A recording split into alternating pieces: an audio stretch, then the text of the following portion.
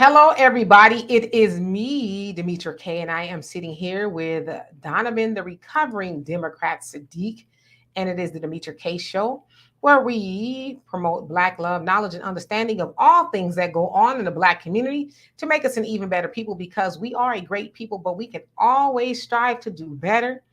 Also, like to say a big giant thank you to YouTube, Twitter, and Facebook. You are the other side of the conversation.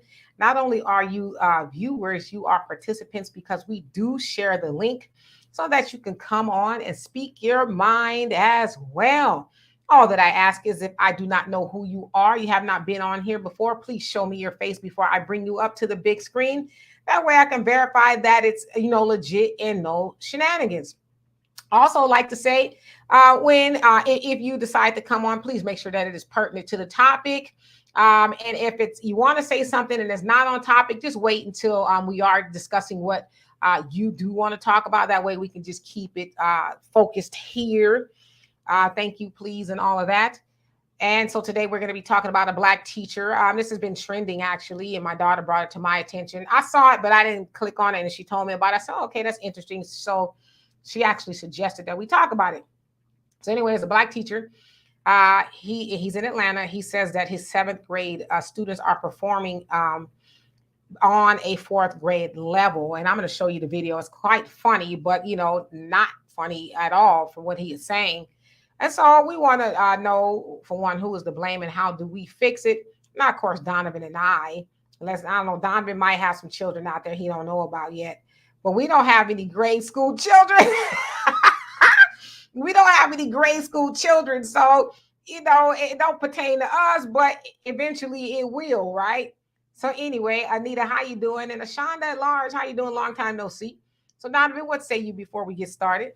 Well, I want to say this, everybody likes stuff that is absolutely free. And it is free to hit that like button there as you come into the chat. And if you're new, let us know where you're listening and watching from. This is a program that kind of makes you think about things and do it, and stuff like that. But you can like, share, and subscribe to the Demetra K Show. If you subscribe, you'll be notified when Demetra puts up new videos. You can also find Demetra on the African Diaspora News Channel. She also is a contributor there as well. Do not forget to check out the Philip Scott Show. Philip Scott's going in every night on his podcast, and he has different areas that we do that. If you look at the bottom here, it says, please donate. It is a scrolling banner. If you want to donate and help the show go a little farther, we really appreciate it. And I want to thank those people that donated and cashed at me personally or whatever. Do I got to take my shirt off? I don't know what y'all want me to do, but I want to thank you personally. The Speedo. Yeah, I can pull the Speedos out, whatever you got to do. So this is a interesting topic. It's not surprising because the United States education system, as great as we talk about how great this country is, and it is a great country when it comes to war, but when it comes to our education system and things like that, we are in the toilet, and that is the way it is done by design. So again, as we let Joe Biden let 500,000 Venezuelans into the country, as their children are going to go into the education system because a lot of them cannot speak English as of yet, what do you think is going to happen to your children that are at the school? It's going to be slowed down because the other kids need to catch up. The teachers got to do all that for the other kids. So be ready for that. But Demetra, this is an interesting topic. I'm not surprised by it. Hey, welcome to being Black in America when your children are in 7th, 8th, 12th grade and going to read at a 4th, 5th grade level. Welcome. So anyway, let's go ahead and get into it. The King of Sorrows, how you doing? Jan Michael, what's going on with you? Janelle, and you're a teacher, so of course I know that fits right in with you. And you say, I don't understand why parents don't do more at home. The library is free. Oof. And Ashonda says, I'm definitely listening. I got some input as a homeschool mama. All right. Yep. You in the game too. Monet, how you doing? And you also say, Ashonda, Demetra, when can I get you to come on my channel? Just ask me and I'll be there. And Tawana, how you doing? And Anita, you say, I'm a teacher and I got a lot to say about it. So good. We are in great company. Mike, nice. How you doing? Janelle says, as a parent, I had books at home and my son participated in the summer reading program at the public library. And believe it or not, they still have that because my nieces and nephews are, they're all involved in that as well. So anyway, let's go ahead and play this video so y'all can see what I'm speaking of. And then we can have a conversation around that. So let's see, where did it go? Here it is. Okay, I kind of, and Abdul, how you doing? I thought it was funny, so here we go. Can we please talk about it? Let's take a moment to discuss. Let's take a moment to debrief. Let's take a moment to unpack.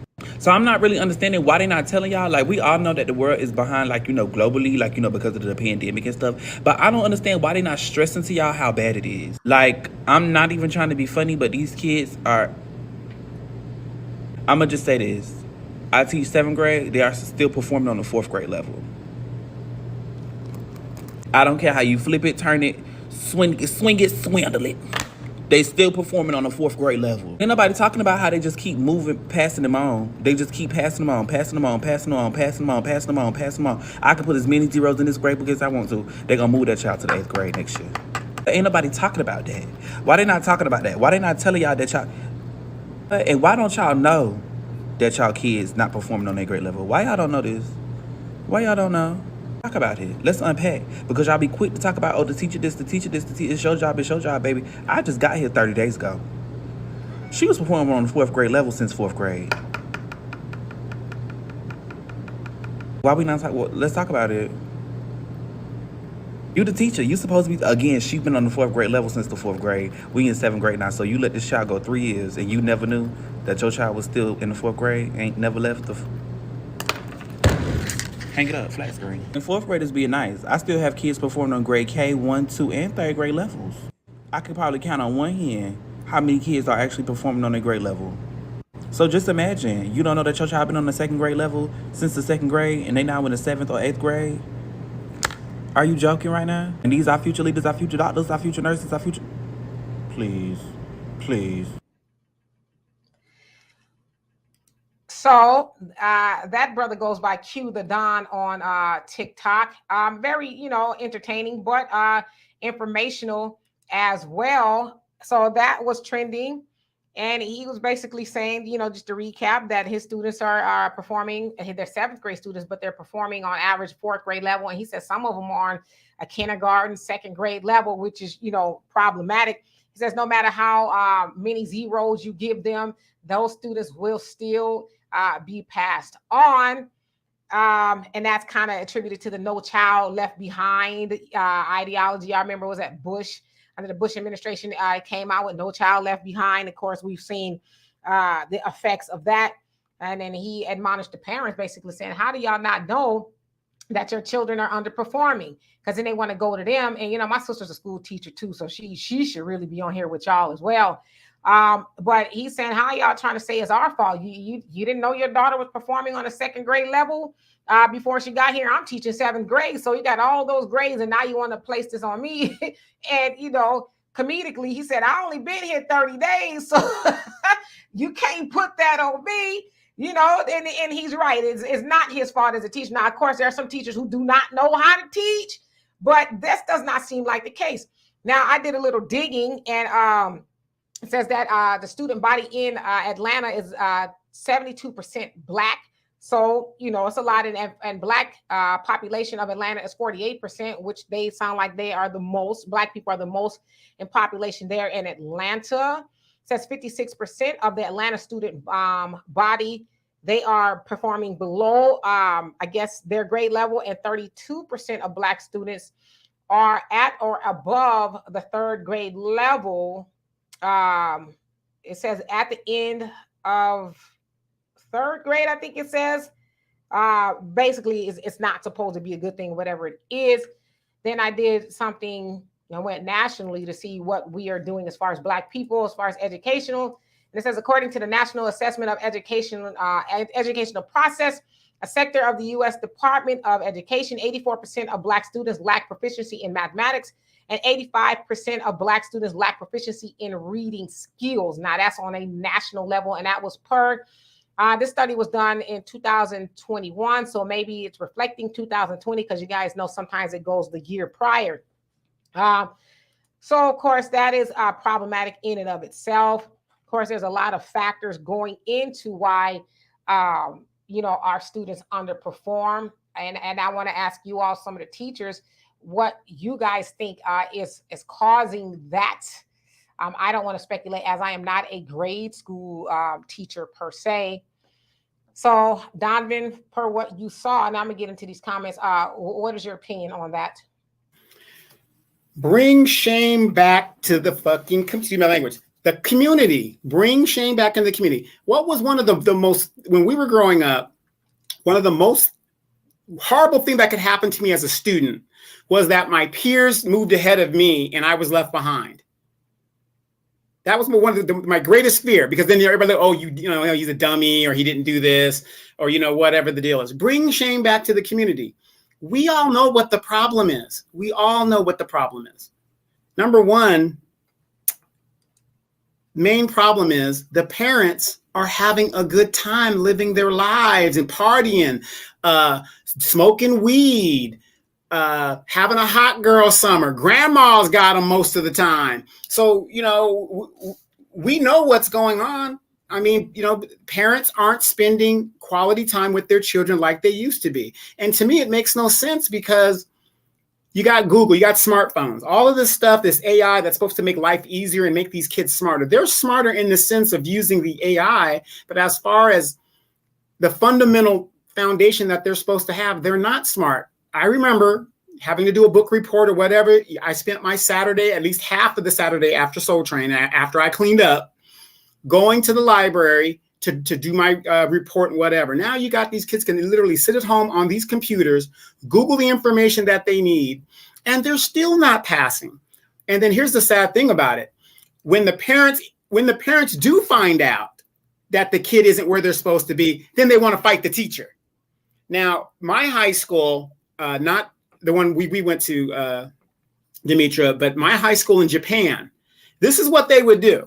Because you guys remember, you talked to your counselor, you see how many credits you got, you made sure everything was, good to go. You met with your counselor at least once a term, right?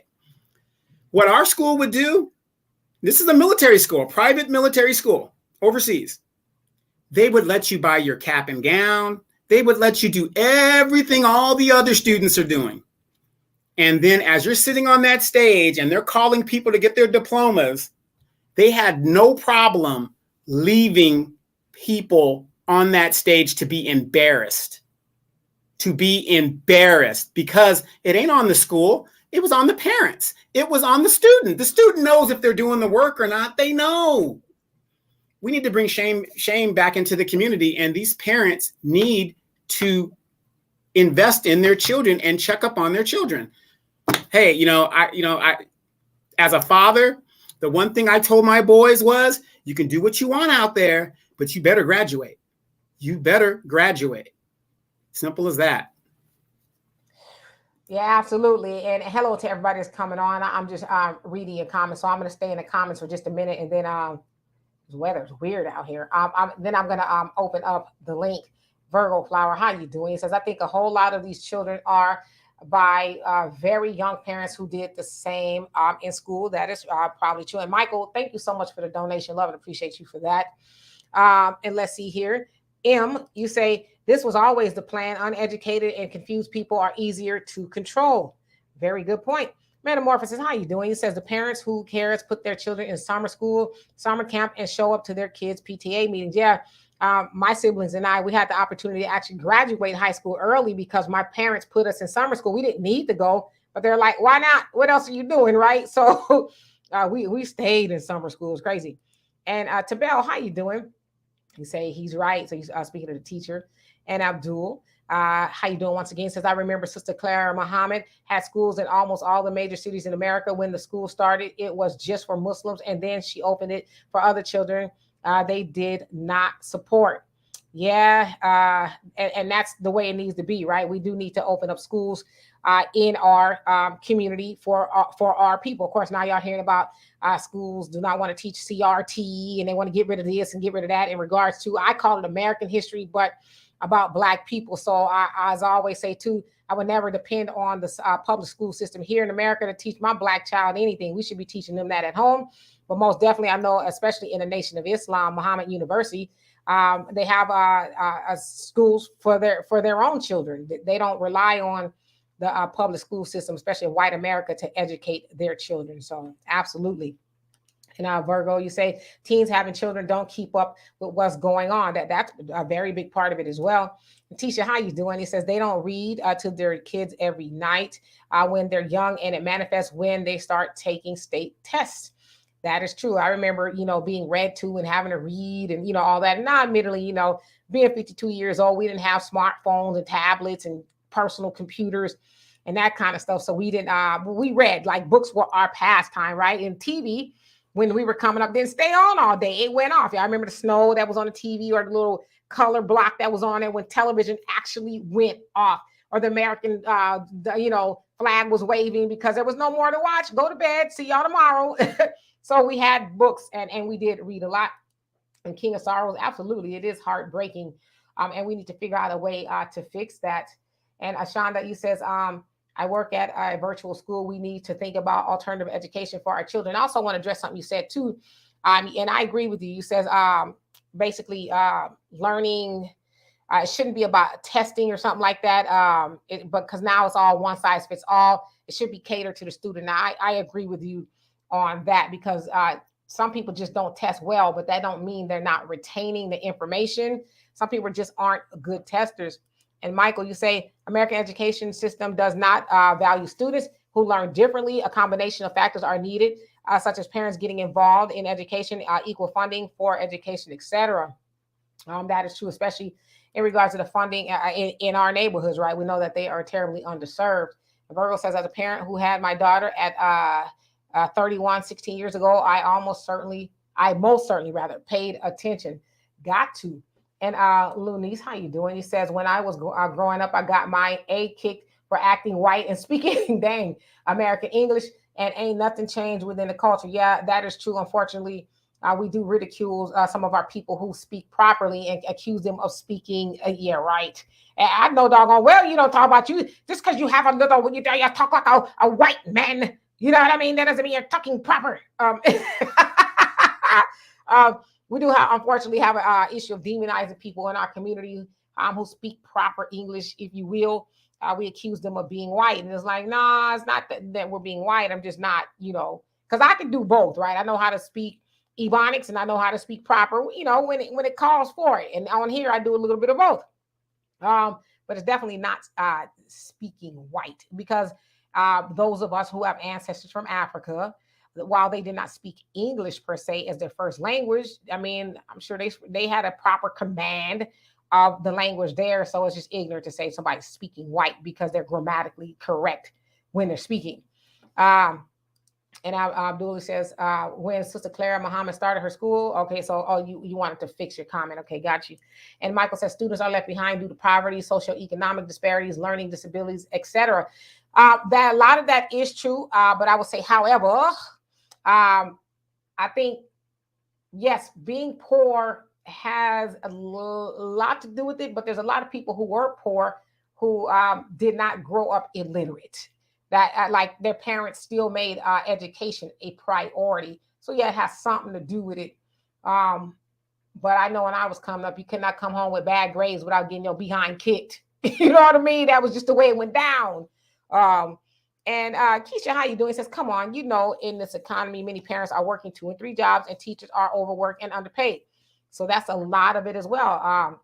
We, Donovan and I generation, we were at the helm, or the start of the latchkey kid generation. I wasn't necessarily a latchkey kid. My mom stayed at home, but I know plenty of my friends were latchkey kids, which means they had a key to the house, that they came home to an empty house. They had to let themselves in because the mom wasn't in the home as much. And of course, like you said, we're seeing that more and more today.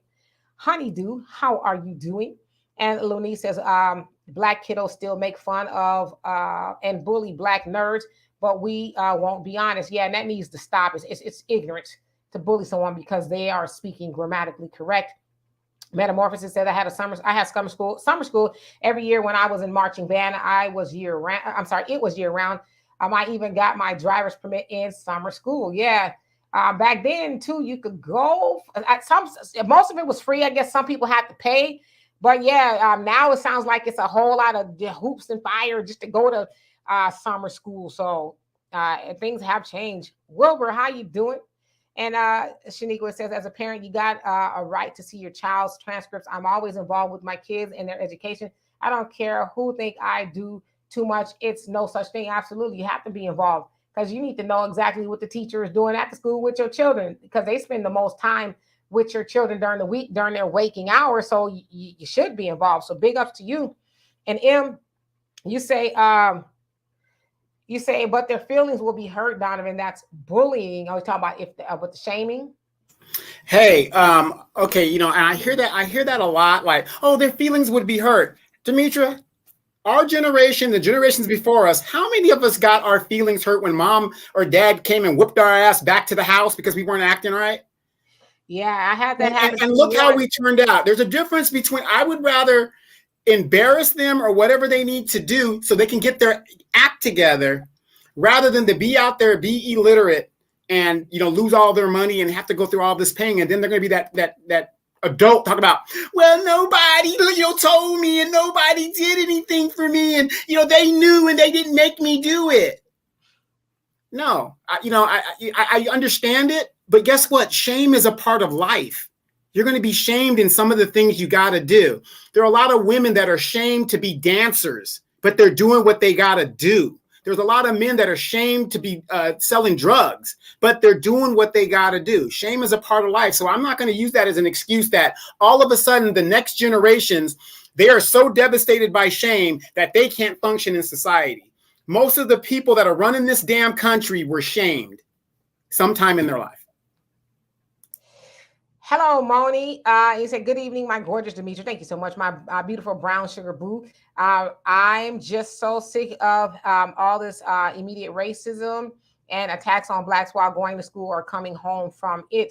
Oh, yeah, there's definitely a lot of racism in the school. You better believe it. And welcome, welcome, welcome. Tracy, how are you doing today?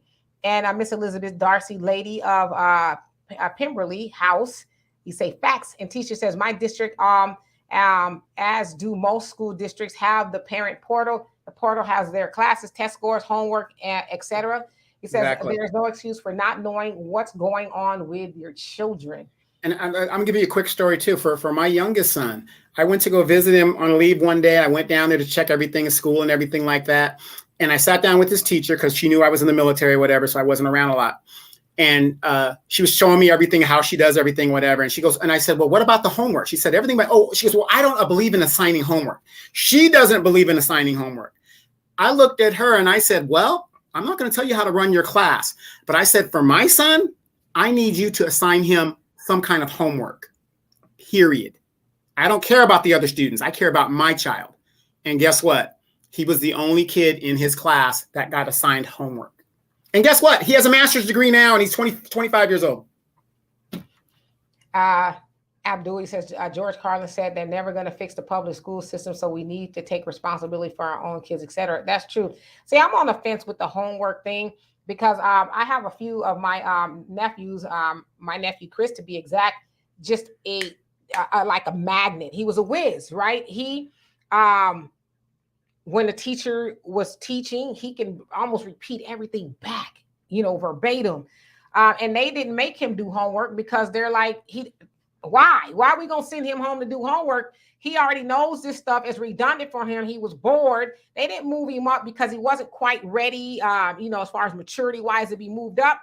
But they didn't make him do homework because it was pointless at that point. And he did just fine. So I'm one of those people, I'm kind of like on the fence with homework. I think it should be some reiteration of what they learned. But some of these children are doing so much homework that their brains are fried when they come home. See, I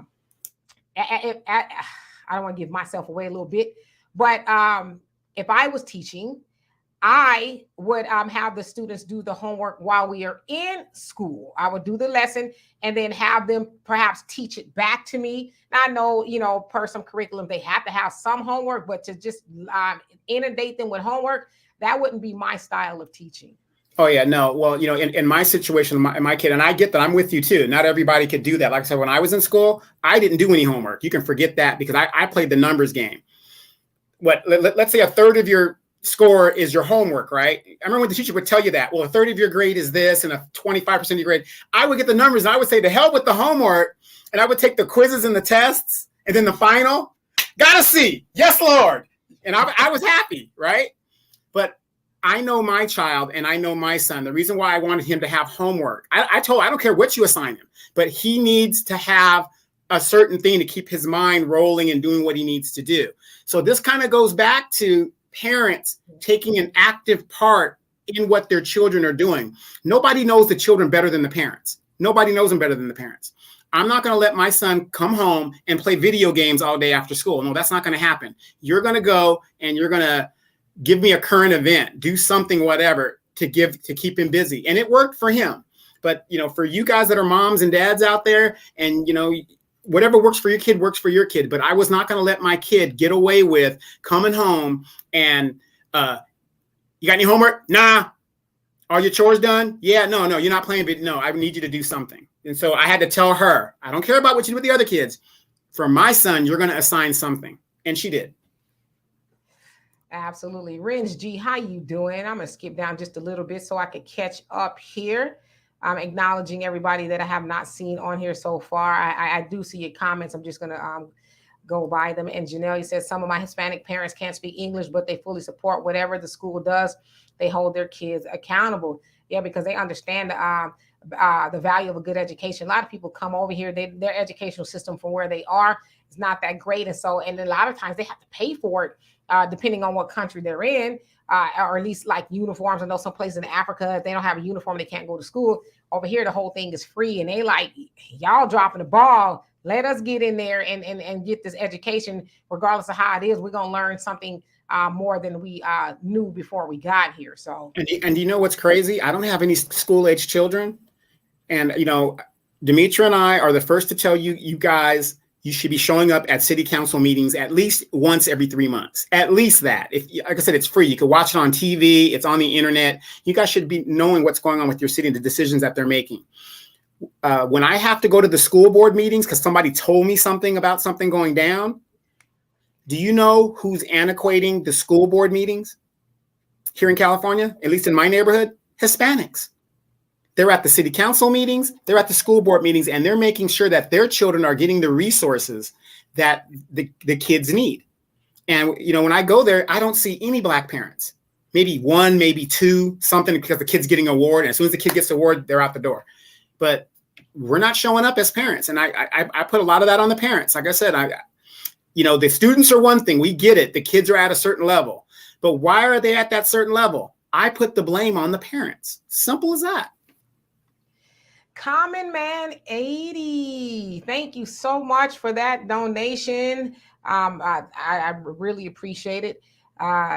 You say, how you guys doing? We're doing great. He says, great topic. Scores aren't low because the parents of today no longer care, because they can blame the teachers for what the parents are doing wrong. And you're absolutely right. As I tell y'all, my sister's a school teacher, and twice a week at least she calls me. She says, I think this is it. I want to quit. I can't do this no more. Now, mind you, I think my sister's been doing this for like 27, 28 years now. So she's at the very tail end, but she's like, I don't know if I'm going to make it. I can't, because she's dealing with the parents and the students aren't acting right. She says the admin, they're not supportive. And so it's all literally on the shoulders and the backs of the teachers who are like, wait a minute. Because, my sister has been a teacher for almost 30 years.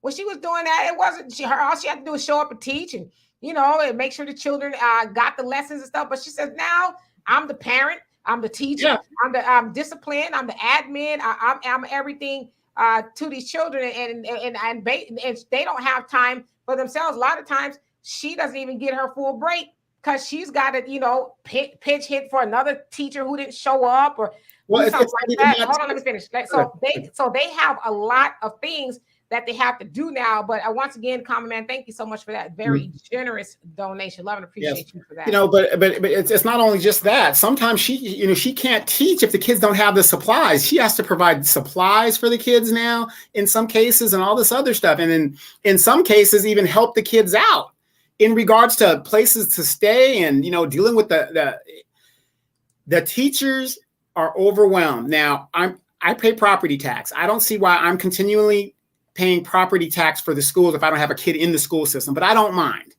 But the problem that I have is a lot of that money goes to the administration and the administrators. The teachers aren't getting that money. I mean, they're getting peanuts. And, here we are in a country, we're the only country, Western country, that pay our teachers little or nothing. If you go to any other Western country around the world, a teacher is the third highest paying career field behind a doctor and a lawyer. In America, a teacher would be lucky if she could make more money than they do at In-N-Out Burger. Yeah, and the teachers are the ones that's teaching the lawyers and the doctors. They're teaching them to do that, and they're getting paid, even less than them. Teachers should be getting paid the same amount of money because the teachers do shape, America and the skill set and all of those things. We could not do it without teachers, and they're just not even just underpaid, but they're just disrespected. It's just, I don't know. I mean, I spoke to a lot of teachers in the last couple of years who was like, I don't care. I'm close to retirement, but I ain't gonna make it. I don't care. I talked to one teacher. This is California, and she was 27 years in too. And she said, I had 30 years, so I can get to fully retire and all of that. She says, this is my last year. I'm a bartender, or I think she said on the side, and she says, I'm gonna do that full time until I can't do it no more. She said, I'm not making a difference. I cannot make a difference with these children. She says, I feel like I'm at a prison dealing with inmates. So she says, this is my last year. And I was like, wow, you tapping out 3 years before retirement? She says, yep, I cannot do it. And so Jeremy, it says, when my kids were in school, hey, how you doing, by the way? He says, when my kids were in school, I believe they were only 2 with school books. He says, I went up there and made the administration knock the dust off the books being stored in a closet. Yeah, and I hate to say it, I'm not making it. And hi, Buckhorse, how you doing? I'm not making excuses for teachers and the administration, but they're probably just like, there's so much going on. These people really don't care if these students are learning anything, because we also hear about a lot of school districts all over America and schools getting in trouble for fudging the state testing, giving the children the answers and all that. So all they care about is looking good on paper. They don't care if they're passing literate or illiterate children on. They don't care. They're going to collect the check. And if the parents don't care, then I don't care either. That's and another thing you got to look at, and maybe a lot of you guys, especially in our chat, Amanda's in the chat too, so we could ask her some really good questions. But not only does this what do you call that? The school board exists. Look at who's on the school board. We have a guy here in my city.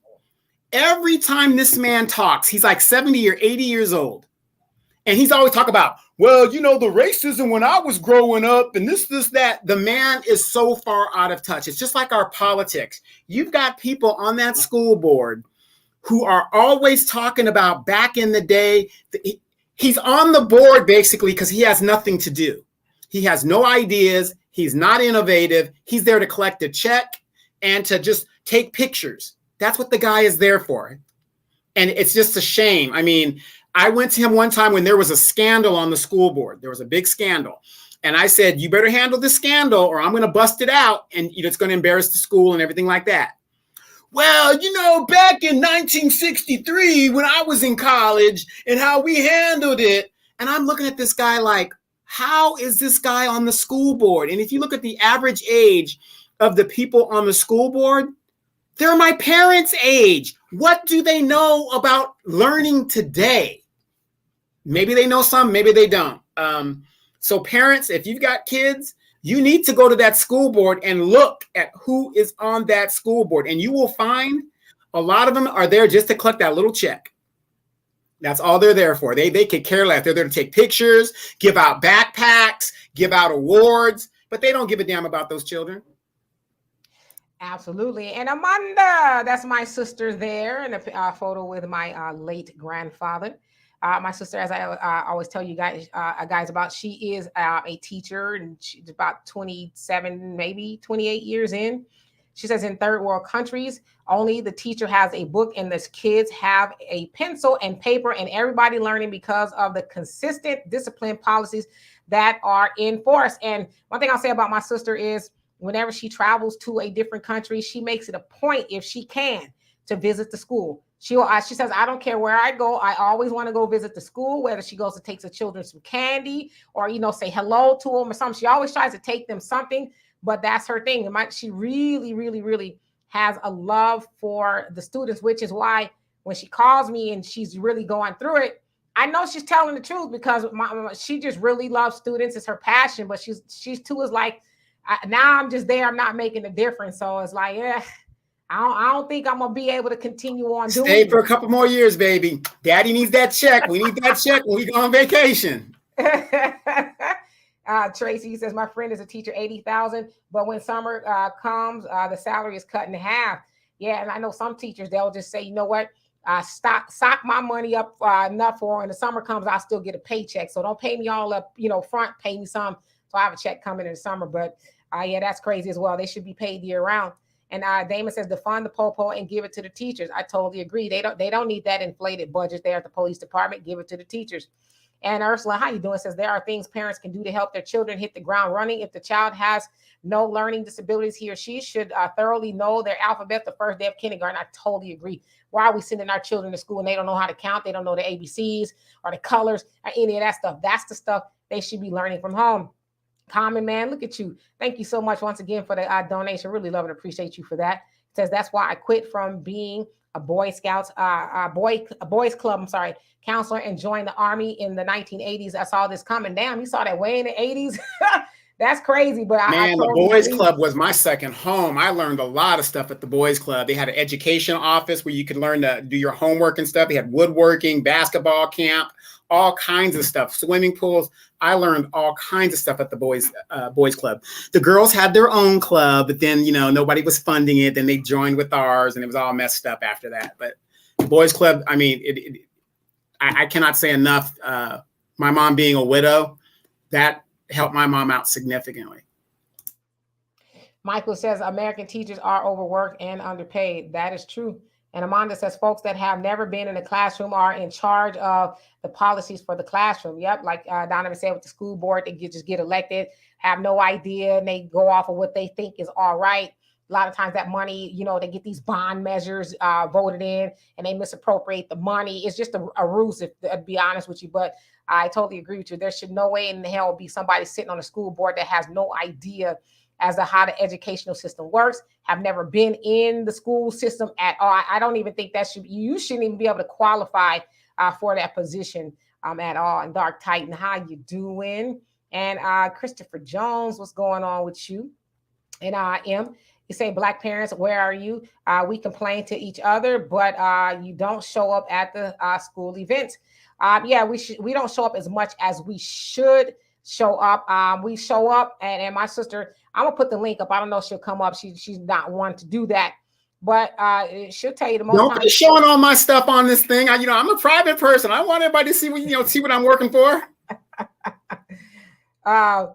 But she'll tell you, most of the time when she hears from a lot of the students' parents, it's what you say to my child, and what my child this, and why my child is this, that, and the other. She said not too long ago, a student, a parent got froggy with her and talking about, you won't say that to my face.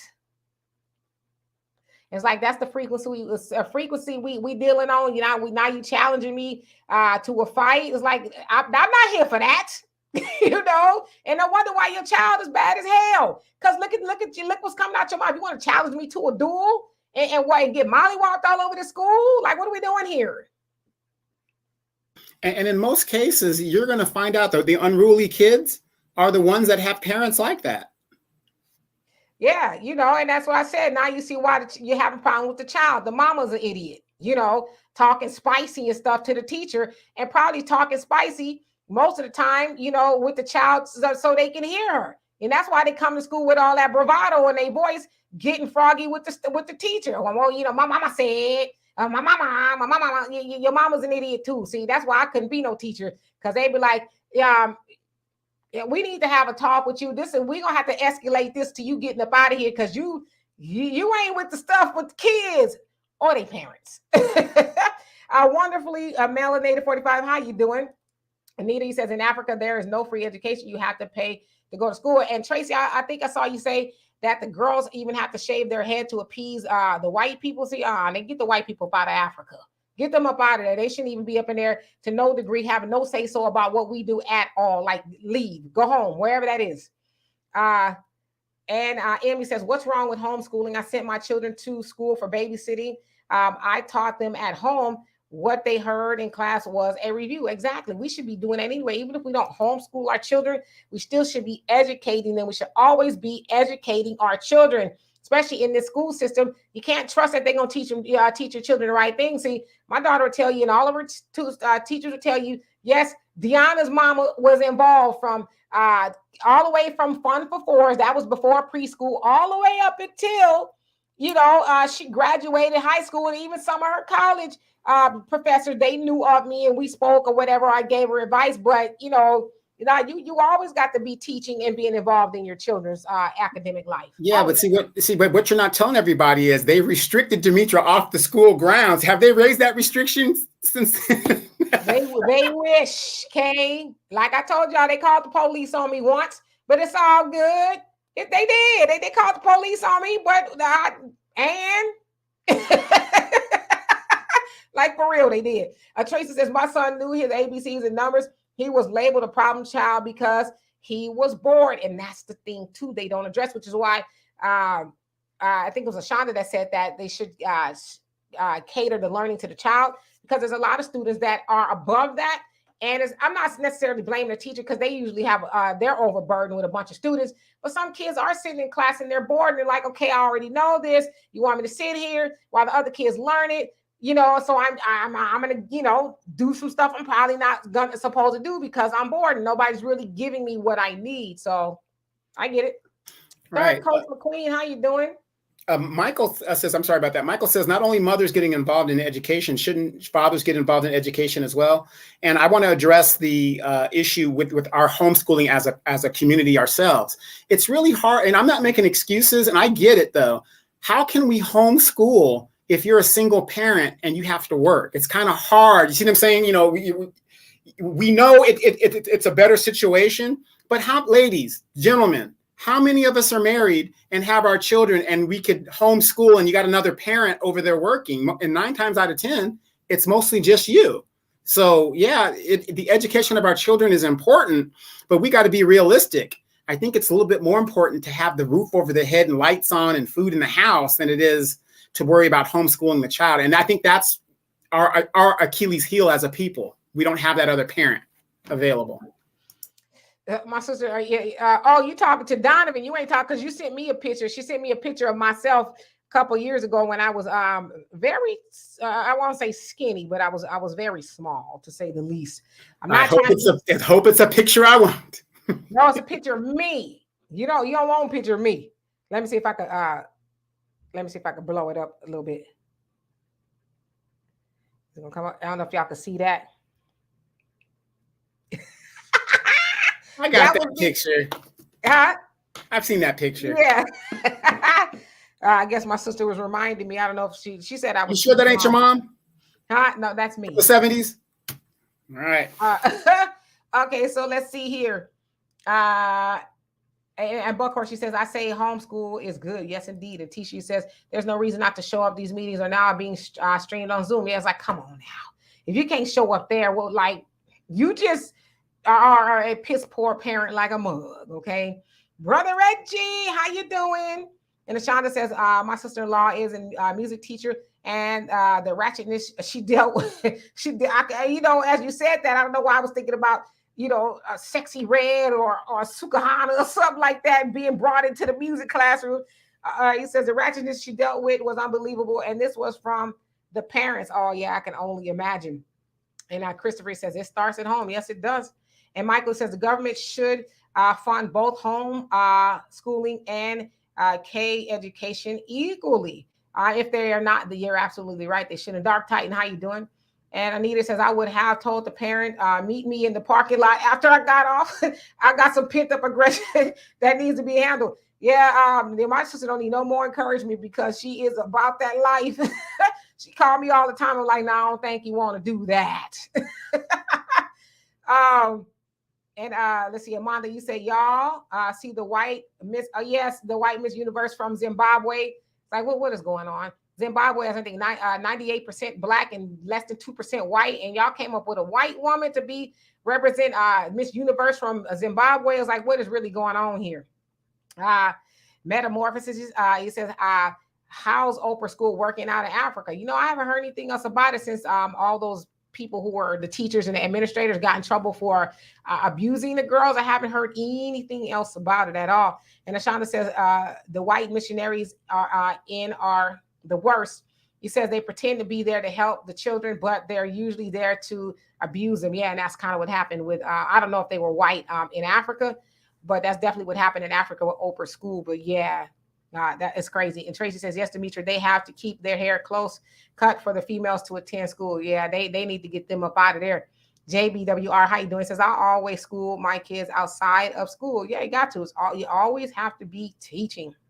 Abdul says, and that's what eventually happens. They end up playing video games all night. Yep. And that needs to come to an end as well. And Ais, how you doing? Long time no see. He says, teaching our own children is important. Yep. And Michael says, not only mothers getting involved in education. Donovan, you addressed that. And Holland, how you doing? Long time no see. He says, great day, Donovan and Demetra K. And back at you. And Tracy says, I'm a single parent. My child is homeschooled. It's not complicated. Yeah, you just got to sit at the table. And, if you don't understand, try to figure out how to do it, but make sure they get it done and, they get it done right. But it takes focus, right? A lot of times people just want to say, okay, sit at the table, do your homework, and then walk away and be like, I'm going to go do my thing. Like, no, it takes commitment. You got to sit there and make sure that they're learning and, and it's a learning experience for you as well. But like you said, it just is not complicated. I don't know. I'm going to have to disagree with that. And I'm going to disagree with it because of this. My nephew, now, I minored in physics. I got a degree in aeronautics, right? So I'm very good at math. I worked my way up, whatever the deal is. I'm very good. I think I'm very good with math. Well, what was that math that they have out now? It's like Common Core math or something. It's a different kind of math. My sister's a school teacher, so she could probably tell you exactly. There's this math that a math teacher, rather. She's a math teacher. There was this math here in California where, it was something different. So my sister-in-law says, Donovan, could you help your nephew with his math? I said, sure, no problem. How hard could it be, right? At the time he's like in 5th grade. I was like, well, he might be taking algebra, but I can handle that. I sat down and tried to do this math. I was like, what the hell is this? 2 + 2 is 4. They said, no, it was 5. It was like an almost answer. And I couldn't believe it. I was like, how do you do this? And I went to the teacher and I said, well, isn't this true? And she goes, well, yes, but the Common Core math or whatever that math it was, it says, well, it isn't important what the actual number is as long as they're close enough. I was done. I couldn't do it. I said, don't even ask me no more. Yeah, and Common, man, thank you so much. You must have hit the lotto or something, but whatever it is, we love and appreciate you for that. He says, when I was a boys club counselor back in the 80s, the girls started coming in pregnant at age 12, 13, and 14. You asked them to sit down so you could talk to them. They would say, you ain't my daddy. Yeah. Yes, indeed. I remember that. That's probably around the time when the uptick of teen pregnancy, really started to kick off. I remember going to the Boys and Girls Club. That's what we went to in Ventura, California. That's where we lived for some time. And I learned a lot of things there. But we actually need something like that again, especially in Chicago. You hear now about how the residents of is it South Shore, Shore Side or something like that. It's on the South Side of Chicago, nevertheless, that they were supposed to open up a closed high school and to make it to a boys and girls type of club. But then they changed it to open it up for a housing center for migrants. So those things are definitely needed, but now they're starting to do for other people, especially in our neighborhood. But that whole you ain't my daddy thing, trust me, I know all about them smart, spicy mouth children talking about you ain't my daddy. It's like, where you getting that from? You know what I mean? But like if I was your daddy, you be picking up all 32 of your teeth and have to count them as you picking them up so I can make sure you getting your mathematics in. And let's see here. And Tracy says, Putin said when Africans stop worshiping whites, Africans will flourish. And he is absolutely right. All right. So let me skip down a little bit because I see that I am significantly behind in the comments. Uh, and JBWR says Common Core math is trash. And Shonda says Common Core math is a con. And Virgo says, yes, that darn math used to pick my nerves. I literally quit. I just said, I mean, it blew my mind. I was like, okay, you have all these subjects, right? The only subject that is universal around the world is mathematics. And this Common Core stuff is telling me that the answer that I gave is incorrect when it's an absolute answer. I was done. I want to say this to you all. It may come as a shock and maybe it will not come as a shock. I am mathematically ignorant. Okay. I am. I never got math, never understood math, never understood algebra. By the grace of God, I passed and I graduated high school. And by the grace of God, I passed and was able to go on through college because you need some math in college. I had statistics 1 and 2. And it was nobody but Allah that sent the teacher that I had in college. He stood up at the first, I never forget, first day of class. He says, listen, I know most of you guys haven't been in math since high school. And some of you guys are older now. So listen, as long as you bring in some homework, it doesn't even have to be right. Just come in here, try, raise your hand a couple times and pretend like you're answering some questions and I'll pass you. I had him twice and I was like, oh, I see you, God. I see you. Pay your fees, get your B's. Yeah, I'm and I passed the class, but I'm just one of those people that math, for some reason, just doesn't compute. Like I can do some math, don't get me wrong. I can do a little bit of algebra, but anything after that is like, huh? What you mean? You take 2 apples and you put them into 3 bananas, and then you put the X over the Y with the Z, and it equals P and D? Nah. I don't know. So wait. So what you're saying is you were one of those kids in high school that had the math. I remember how many of you guys? I used to hate this too. The train leaves at 7 o'clock. The other train leaves at 5. They meet at 3 at this destination, and that you guys remember that one? I could never understand that question. I would just jump over that. I just said, you know what? I'll just jump over that part and just take the rest. Yeah, that's me. Math was just never strong. So I even got a whooping from my mama in the 7th grade because I failed my math class. And I don't remember a lot of my teachers, but Miss Berner was my 7th grade math teacher. That lady she's a white lady with a big ball of red hair. She looked like a Tilda the Hun or something like that. She was just a big, like Viking-esque type of lady. And she did not take no mess. First day of class, she put the law down. She says, you will not talk in my class. You will not stand up in my class. And you will only speak when you're spoken to. Are we understood? Everybody was like, but she turned out to be really cool. But she gave me an F and my mama wore my ass out. I was like, but I don't get it. But miraculously, I did all right and I passed the class. So maybe it had something to do with me applying myself. But yeah, math has always just been like, it's a foreign language to me. I don't know. My brain is not mathematically inclined. Leonard, how you doing? So you guys are saying, so it was Wadsworth Elementary School in Chicago, and Tawana said South Shore, and he also said Woodlawn. So yeah, that's the area where I guess they could open up, or they wanted to open up a Boys and Girls Club, but now they're going to make it into a migrant housing facility or something like that. Suki B, how you doing? And let's see here. Michael, you put a correction. You said the government should give monthly tax breaks to Black family homeschooling their children. The tax break should exceed or equal to Black families' annual income. The government should give monthly tax breaks to Black family homeschooling their children. Yeah, I guess they could. I don't know. I think there definitely should be funding allocated to that as much as it is everywhere else. But, at the end of the day, as my sister said, she's been to third world countries where only the teacher has a book and the children, they learn, and of course, in our community back in the day, right after slavery, we were teaching our children and they didn't have anything, but they learned nevertheless. So a lot of that has to do with what they are or are not getting at home. Ja Tony, what's going on with you? Blessings to you as well. And Michael says, Demetri, you are lucky that Donovan can guide you in math and science. Listen, how can I say this? Helen Keller's teacher could not guide me through math. Science, I didn't take a lot of science. Of course, it was required in high school. Only thing I ever remember of science, I remember some of the periodical table and things like that.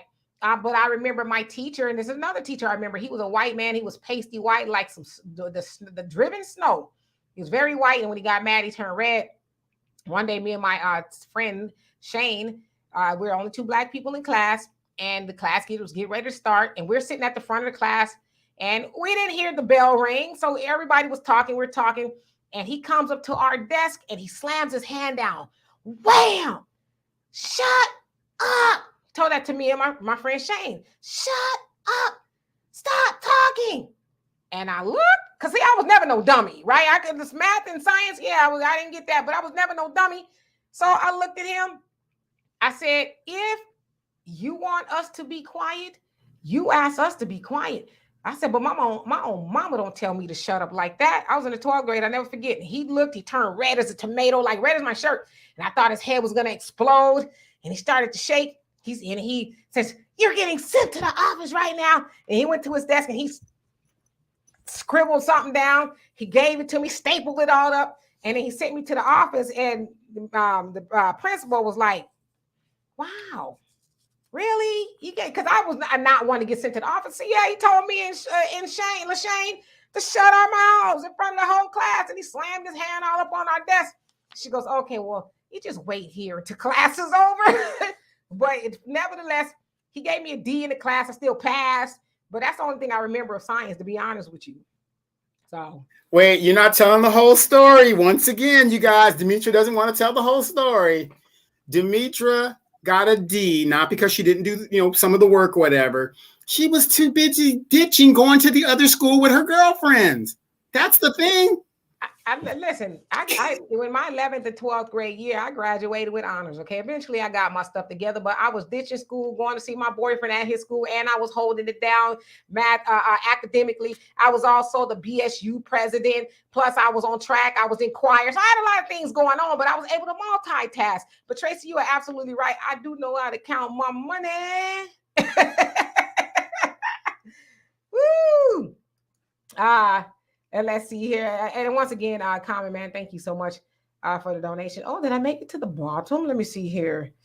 And Soda Sota, I hope I said that right. Said I hated those questions. I was like, who cares? That's me too. I don't care how Johnny got to where he got to go on what train, what color train, whose mama back he rode or whatever. I don't care, okay? I'm never going to care about this ever again. But I get it. They wanted you to be able to correlate certain things. And, it was critical thinking at its best, but it's like you're confusing me. And it's pissing me off. That's where I was with it. Well, here's what really killed me. You ever get those questions, especially when it came to the math, where they would say something and I didn't even know what that was. Like, oh, your croutons and your caviar, and you're like, what the hell is that? Yeah, and Virgo says, I looked into tutoring for that core math years ago. If you guys only knew the amount of white children who know nothing but have all the tutors, you'd be surprised. No, I'm not surprised at all. They make sure that their children get tutoring, and there's black people who make sure their children get tutors as well. My niece, my 16-year-old niece, she is a tutor. She goes to a STEM academy, very smart. And so she tutors children. And I think she tapped out at the while because she was like, these mugs is bad, okay? Well, here's one thing we do know. For white people, don't think that they're just this smart thing. You have a Donald Trump who went to the University of Pennsylvania. He won't even release his transcripts. He said he would sue the school if his transcripts were released. All his education through high school, everything. He will not release them because they're afraid to be sued. These people aren't geniuses. They just, I've got money. I will just, go through life and whatever, start a business, whatever. I mean, we as black people, we know these people don't know shit. We already know that. They just go through it because of their name or who their father is or whatever. Yeah. And rightfully so. It's up to him if he wants his transcripts released. They can't just go about. Well, no, actually, it's not because it's public record. The thing is, he's going to sue the school. It's public record. Public record. His transcripts. From where? College. It's not public record. It is public record. No, it's not. It is. I'm telling you, it's not. It is. I'm telling you, it is. Okay, as a person who have had to draw my transcripts, even He's the president of the United States. It is don't, public record. Okay, then why didn't they release him? Because he's threatened to sue the school. So then it's not public record. It is public record. Then if it's public record, why they asking? Well, why didn't the school just say, well, we don't care, it's public record? Oh, I don't know. Because it's not. Leonard, and you say Chicago was spending $30 million a month on the immigrants. Yeah, that's a problem. But of course, that's what, a lot of people in Chicago, namely Black people, voted for the Democrats to be hauled up in there. It traded Lori Lightfoot for Brandon Johnson, who it seems like he's worse right off the bat, right? So it's like at some point in time, we as Black people got to be more careful of who we vote for. But Brandon Johnson should, in my opinion, I think he should be recalled. And most definitely, if he's not recalled, he should not have a second crack at the mayoralship there in Chicago. That's just my opinion. Ashonda says, I ain't gonna lie. But of course I said Helen Keller. You says, I ain't gonna lie, it took me 3 years to pass geometry. The math was math. And yes, Lord, I took geometry too. And I'm telling you, somebody had a partner for me playing somewhere for me to pass all those classes. Michael, you say, here is a balance for both homeschooling and education. In-person type education, students alternate between days of homeschooling and in-person type education, parents and educators working together. Yeah, and then some parents who homeschool just do not want their children at the school at all. Wilbur says, I know all the math. I used to help all the girls. I bet that was big right there. They was like, can you help me? I don't know what I'm doing. And you got invited to all the dances. And Metamorphosis says, give me a bubble sheet any day. Make me write out. Don't make me write out the answer. And Marie Ellis, how you doing? Says, here in Atlanta, resource officers in the school start at $65,000 more than average teacher. So it said resource officers. So those aren't necessarily teachers, but they're making more. Yeah, the resource are the police officers and stuff at the school. Oh, got you. Yeah, go figure, right? Soto. He says, by the way, let me cut you off. What is the average, the national average of what a teacher makes? I think it's like, what, $40,000, something like that? Probably that, give or take 40, 50, maybe. I don't know. Yeah, probably around there. Soto says, I really started liking math when I was learning about the stock market. Yeah, I get you. I wouldn't learn about it then either. I just, I'm all right with that. Facts Not Feelings, how you doing? Says, peace and love, family. My math teacher was sexy fine. Oh, I got a story about that too. Says, that's why I paid attention in math. Calculus is about curves, and she had breakneck curves. Well, I'm actually, I think I'm still friends with him on Facebook, so maybe he might be watching. We had a math teacher when I was in the 7th grade. Yeah, I'm going to say his last name, Mr. Maine. And I tell you, Mr. Maine was fine. Ooh, he was fine. All the girls, he was we was in 7th grade. He was, back then teachers had to wear ties and, they had to button up and stuff, but we could see his muscles through all of that. And we would always talk about how fine Mr. Maine was. And, ooh, he's so fine. And, oh, he called on me today and all of that. But that's all I remember about 7th grade math as well, was Mr. Maine. He was fine. So anyway, I feel you, Facts Not Feelings. And Quita, how you doing? Says, being fast. And Michael says, oh, no, he's talking to Anita. And Shonda says, Demetra was a mega multitasker. I really was. I was. And Dark Titan, he says, my late father was a whiz with mathematics, calculus, geometry, trigonometry. I wish I had his skills, but I like biology, science, wood shop, computers, home mechanic, and art. Yeah, and all my siblings, they're whizzes. My siblings, my daughter, my nieces, they're all mathematical geniuses. Walter, y'all see him on here sometimes. He'll throw out a number of percentages and bam, it come right off the top of his head. He just gets it, right? But me, I'm like, 2 + 2 is 4, right? But my mom, R.I.P., God rest her soul, she says, all my other children, they have a lot of book sense, but you have the most common sense. I was like, I'll take it. How many of you guys remember that are old enough, like Demetra and myself, that you had like an older aunt or cousin that was going to college and they gave them that big old calculator as a Christmas present or something? Yes. And you're like, oh man, see now, and I remember I still wear it. my calculator watch. Remember that was a big thing. You'd be in class trying to do that. I got a calculator watch too. Listen to this. Hey Siri, what's 2 plus 2? It didn't work, but you get it. That's my calculator. I can ask Siri anything and it'll tell me, which is making it, me even more dumb, if you will, mathematically. But who cares? I'm 52. Shonda says, I understood English, history, social studies very well. Everything else was a blur. I still graduated with honors. Yep. And Metamorphosis, Daddy paid their way. Talking about the white students. And Wilbur says, I never trusted an English teacher after learning before he didn't work or something. Your comment is, and maybe I can't read, but it's a little jumble. Maybe you straighten it out in the other comments. And Tracy says, Bush graduated C-. That was probably given. They served on white privilege. Yeah, but they also say what? C's get degrees. Although, I in college, I did very well. Not that that matters much. And Anais, he says it's not public. Yeah. Donovan just be up here, just be trying to force the point. We know it ain't public. Because he's a president of the United States, you have a right to his. Yes, you do. Yes, you do. But go ahead. There's an exception to that. Yes, you do. It's not. I'm gonna tell you why. Because there's a lot of rules, and don't get me to quote them or whatever. But those are his private transcripts, and just because he's running for president of the United States does not mean that he's not privy to his privacy. Those y'all are that are more versed in how the collegiate rules or whatever the case is. Y'all can tell me exactly which one it is. I don't know if it's a FERPA violation or whatever it is, but you cannot just go and people's transcripts. College transcripts are not public record. What about his high school transcripts?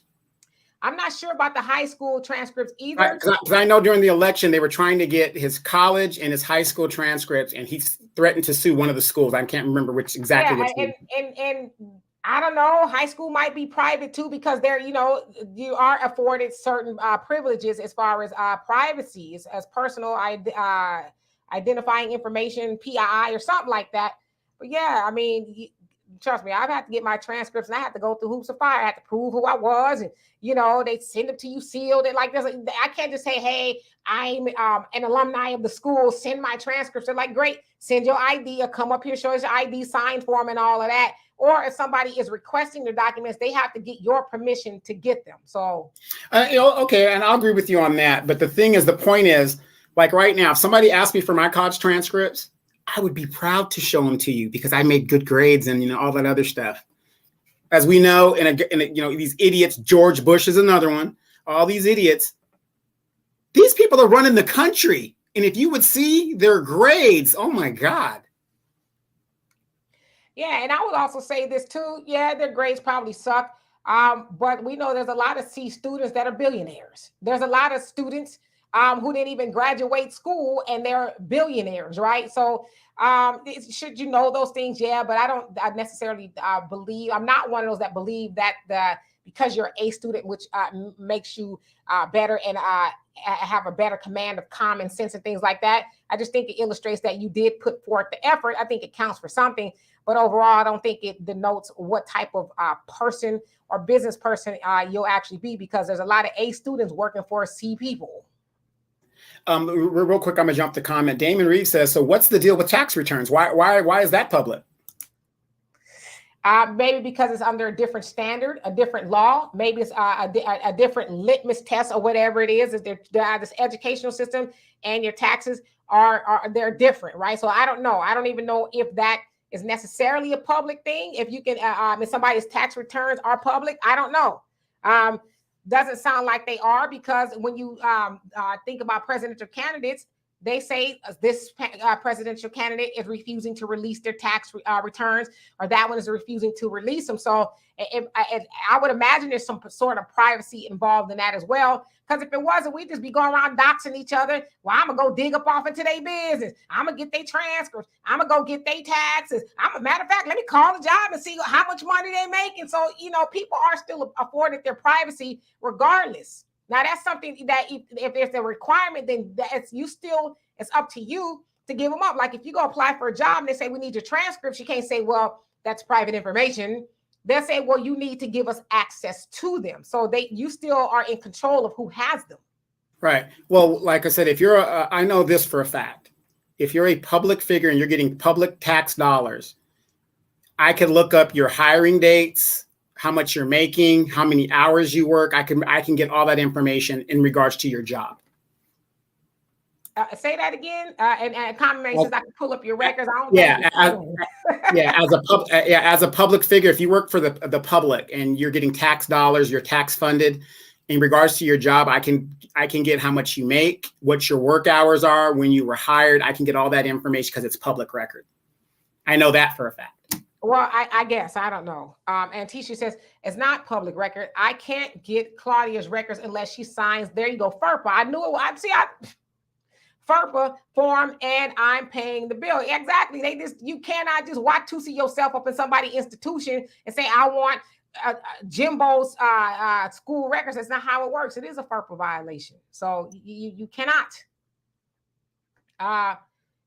And Donovan says University of Pennsylvania is a public school, and as a president, the public has a need to know, which makes it available to the public. That's a lie. It's not available to the public. And Jai says blessings. So you're talking to Sister Ashanda. And Christopher says those demons aren't as smart as they're pretended to be. Absolutely. And Tracy says, Dimitri, I had a high school freshman. I had a high school freshman do my college math and tell that person to dumb themselves down like a D or a C, whatever it takes, right? And Damon says 40K is poverty in these divided snakes of America. You ain't lying. Michael says, Donovan, Dimitri, the average starting salary for teachers is between 47 and 69. So yeah, that sounds about right. Anita says, according to Google, the national average is 66,000. So that sounds about right. Hello, Easy. How are you doing? You said, ooh, look at you, smarty. You took trigonometry. Yeah, I'd have passed out having to be in that class. All right, they would have said, your next class is trigonometry. I'd be like, nope, I ain't doing it. All right, let me skip down so I can catch up. You also say couldn't touch trig right now without help. I couldn't touch it with help. And Simone, how you doing? You said Texas Instrument. Yep, that was the name of the calculator, that big old giant calculator. I had one in college, and I couldn't even tell you how to operate the thing. Anita says, but the average monthly rent is $1,700 in the U.S., and that's usually for like a one bedroom, right? All right, Nikita says, I used to have a fear of math I overcame 2 years ago at 48. Maybe there's hope for me. I doubt it. Elena, how you doing? It says, no teachers in the UK make less. And I think maybe your comment cut off. Damon says, you have to be born. I'm sorry, you have to be on your game. AI is here to take jobs. You better believe it. Metamorphosis says, yep, with the paper, on the paper of that big calculator. And then we just skip down. And Elena, you say, teachers in the UK start at 28 to 48,000. And Carleon, how you doing? He says students' records are private records, but students cannot use federal law to sue a university that releases their private records to the public. Federal law requires colleges and universities to keep, and your comment cut off. So maybe I catch it at the bottom. And Metamorphosis says you need a government seal for all. Yeah, it has to be sealed.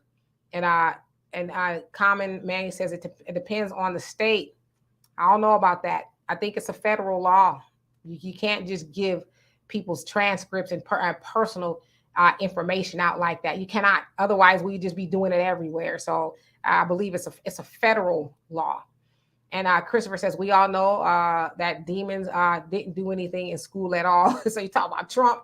Dark Titan says, I always wanted a calculator watch to do in class, but I had some mean teachers always kept an eye on me. Yeah, back then, I can't remember using calculators too much until I got in high school, where you had to do some funky stuff with the math.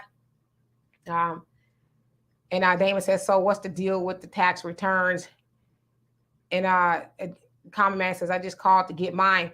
Yeah, you could call, but I know from when I would call for mine, I had to verify it. I couldn't just say, hey, it's Dimitri on the line. How you doing, Barbs? Oh, I'm doing great. Go on and send me my transcripts. Now I'd be like, you need to verify who you are. And I'm glad it's like that. I'm glad that any and everybody can't just, have access to your information. And let's see, Metamorphosis says it's because you can change the grades. Talk about if it's not sealed. Yeah, so they want you to actually send your transcript sealed to jobs and stuff like that. And Elena says you only make money when you become a head teacher principal starting at 51 to 100, 131,000. That's in the UK. NIE says intelligence is not based on grades. I absolutely agree with you. Soto says, you are a better student than me, bro. So you're talking to somebody else. And Tracy says, I'm with Donovan. Our president should have the same standards as everyday people, of course. And Simone says, you can't just request random people's tax returns. That doesn't make sense. You know, I'm going to call and I'm going to get Donovan's tax returns. Uncle Sam, is that all right with you? Sure. Where should I send them? I mean, come on. I just think it's common sense. And Tisha, and she would know, she works directly in the court system. She says tax returns have to be subpoenaed. Yeah, so you cannot just be getting people's tax returns. We need to be a little bit more factual with the information that we're given. And let's see here. JBWR says even if these folks showed their graded, it doesn't matter. These folks keep getting caught buying grades or paying. Paying Nigeria crazy. Paying Nigerians to take their test. Yeah, I mean, people are gonna cheat regardless. They don't really want to do the work, but there'll be a time in life where that'll catch up to you, where you're gonna wish that you at least tried to do the work, right? You know what's crazy? I was taking an aviation class in San Bernardino. We had like these Indian folks in there and stuff, and it wasn't really hard, the assignment. And you're supposed to give a presentation. And, you know, Indian people are, I hate the stereotype, but the ones I've run across, they're kind of like shy people. They don't really like to talk against people that aren't in their group. And there was 4 of them, and they were real close together in the class. They all had the same paperwork, and the instructor caught them on it. And they kept denying it, like, no, that's my work. It's my work. They're like, no, it's not. And the guy was like, do it again. It was just crazy. So. Right. And I see y'all coming on through with the facts. Michael says Pennsylvania, University of Pennsylvania is a private institution. And Simona says they have to provide that when they run for office. Tisha is saying tax returns are not public record. And then the Common Man is saying the Public Records Act. I don't believe your tax returns are public record to where you could just request anybody's tax return. That's not how it works. I mean, that might Public Record Act may be applicable to other things, but your tax returns, I don't think that applies. You know, I don't know. And H. Fisher, how you doing? He says, if you work for the government, people do have access to basic information. Yeah, basic information, but your tax returns and all that other stuff, nah, I don't think so. But then again, you know, don't quote me. And Emmett, how you doing? Says taxes aren't public either. And Simone says trigonometry was easy to me. Oh, yeah, you smart too. He says, I was in advanced math since middle school. See, God bless y'all. Y'all when God was passing out being mathematically inclined, y'all got in line 2 times. I think I must have skipped the line thinking it was extra, you know, donuts or something. I don't know. and I you know, I don't know what happened to me, but Metamorphosis says, my son is in Trig 2 right now. My goodness, Trig 2. I didn't even know it existed. And H. McDaniel, what comment was deleted? If you could put it in there again, I didn't see it, but put it in there again. I'd love to read it. And Jai says, yo, much love always. You're a good heart, sister. Oh, you're talking about Ashana. Yes, indeed. And then let's see here. Christopher, he says, if Hebrews was given an equal playing field, we would far surpass them in everything. And don't believe the hype. We are have surpassed them in a lot of things. We just need the money to match, right? But we in no way are inferior to them at all. So y'all see y'all talking about the football, and Buckhorse talking about the Commanders. Well, that used to be the Redskins. Now they're the Commanders. They lost. And Common Man, look at you. I think did you hit the lotto? Did anybody hit the lotto? Thank you once again. Says I was dating a woman about 3 years ago. She only made $55,000 per year as a grade school student counselor. That was in Patterson, New Jersey. Yep, and even $55,000 to be a counselor, dealing with students, all the stuff that they got going on. That's peanuts. But that's how they feel about educators. Just give them the bare minimum and then overload them with so much work. I personally would not be a teacher in today's time for a whole host of reasons. The money is one, but the children and their parents and the administration, you couldn't pay me to do it. I'm sorry, would not do it. Oh, the Cowboys lost. You spoke too soon, huh? About the see you went in a little too hard in the paint in the beginning. It's a conspiracy. Nobody wants America to win. When the Cowboys lose, we all lose. Who is this we? Ebony, how you doing? He says, hello, chat. Thanks so much with the stock help, Donovan. Okay. And Ja, you say, what's public info is where you attended school. So it says where, but not the dynamics of what happened in the school. So, okay. And Ebony says, are we safe now? The General Charles Q. Brown has been confirmed. Laugh out loud. Who was that? Forgive me for not knowing who that is. And Common Man, you say maybe me and Donovan have different views because we are in the military. Yeah, y'all military people, y'all definitely have different views. I don't know what kind of views, but y'all got different views, all right. I'm just kidding. And Quita says them PPP loans are public records. Yeah, now that is public record. It is. H. McDaniels, and originally it wasn't, but I guess it was Congress. They made it a law to make it public. So originally it wasn't. H. McDaniels says, I simply stated my experience working at California School District with special ed and mainstream students. Nothing to my comment deleted. Yeah, so I don't know what that's about.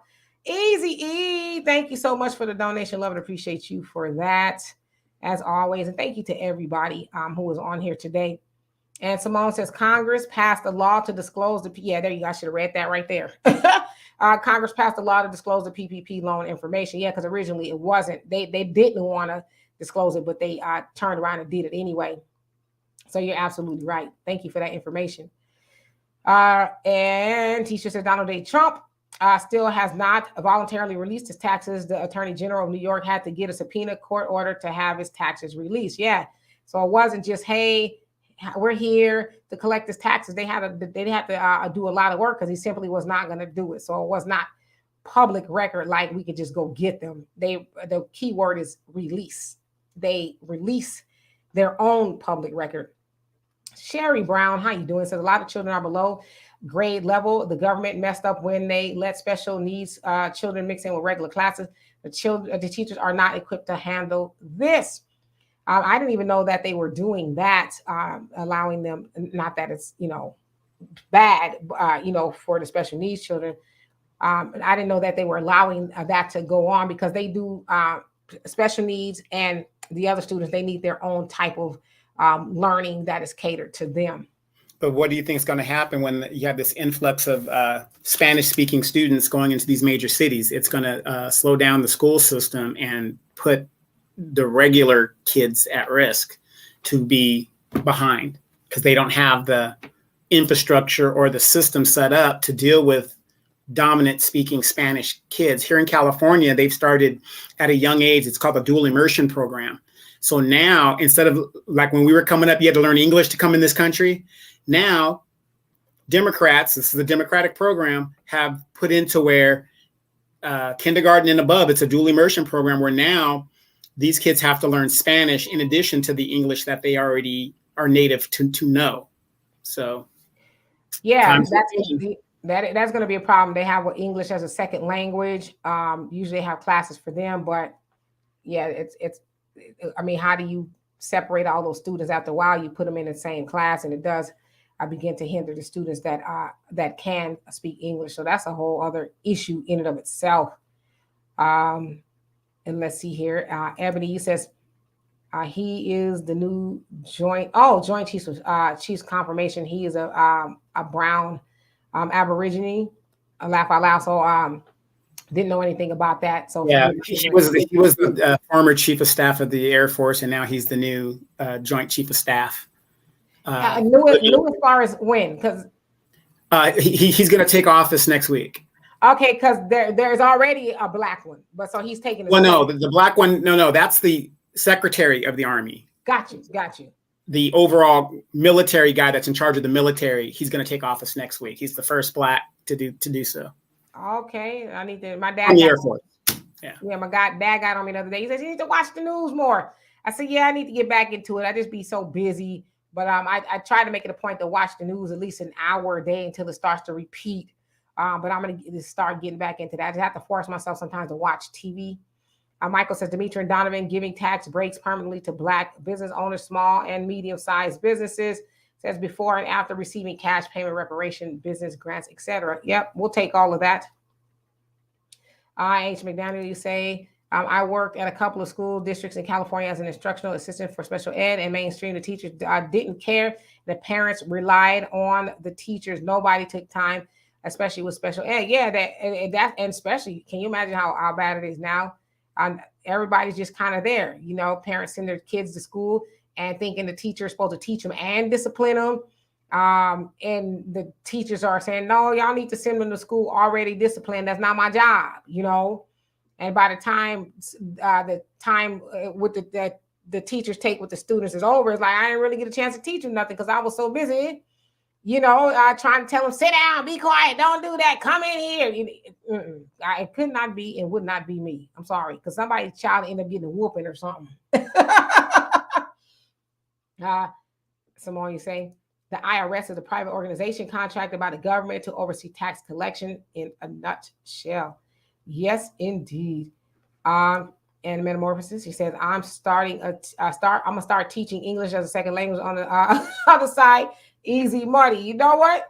Let us know how that goes. Simone says the U.S. has never declared a national language. And that could be where the issue is, because a lot of times when you call certain lines or whatever, they say press 1 for Cambodian, press 2 for Spanish. And then it's like, I just want English.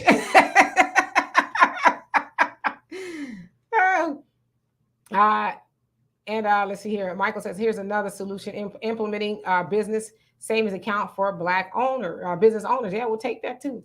And Cutthroat, how you doing? I'm interested in your name. Thank you so much. I love and appreciate you for that. He says, the hell we have to learn Spanish for?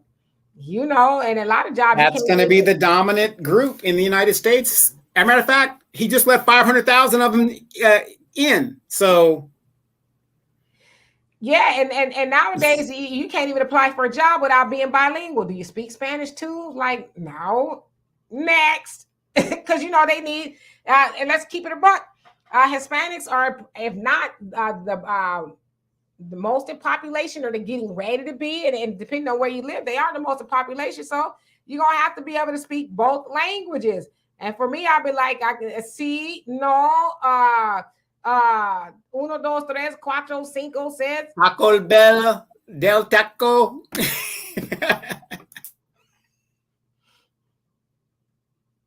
No, in all seriousness, if you look at what's been going on, who do you think they're letting in here? Notice they send the Haitians back. They send the blacks back, but let them be Spanish. I want you guys to put this together. And I was thinking about this, and it makes sense. You have those United Auto Workers striking, right? Do you think Joe Biden and the corporations care? They just let 500,000 migrants into the country in a week, right? They just said, you're legal now. These people are now, they've got protection. They can now go get work. If you were a corporation CEO, instead of paying that American $35, $45 an hour, because they've been with your company for 12, 15 years, whatever the deal is, now you just got this new labor that has just come in the country. You could pay them minimum wage. And guess what? They would be happy to have it. This is Democratic policy. Do you think they care that these people are striking? They could care less now that he let 500,000 come in, and now they could come and go work for $7.25 and be happy to do it. And don't be surprised in Hollywood, since all those people are striking, you see a movie and be some subtitles, you know, talk about some Papacito and, you know, all of that other stuff up in there, because, you know, they like, y'all striking, we gonna bring other people up in here, y'all gonna need some subtitles to understand what they're saying. And a side note, I was bored yesterday, and I went on Tubi, where the home of the most ghettoest movies, and I watched a movie called Bissonnette. I said, hell to the dog. Hell to the dog. No, y'all Remember, know, I sent you the link. I told you to check it man, out. did you watch it? It's so I good. haven't watched it. I watched all the way up to the last 20 minutes. My daughter watched the end of it and she said, this is a horrible movie. I said, ain't most movies on Tubi horrible? But yeah, it was about, the street walking life on Bissonnette. For those of y'all don't know, Bissonnette is a popular street out here in Houston where, there's a ladies at leisure. Let's just put it that way. And Common Man, I love and appreciate you once again. You said, I did not hit the lotto. I says you just never stated you wanted to grow your channel and needed the donations to do so. So, okay, well, there's the information down there on the bottom. I just, if y'all do, I appreciate y'all.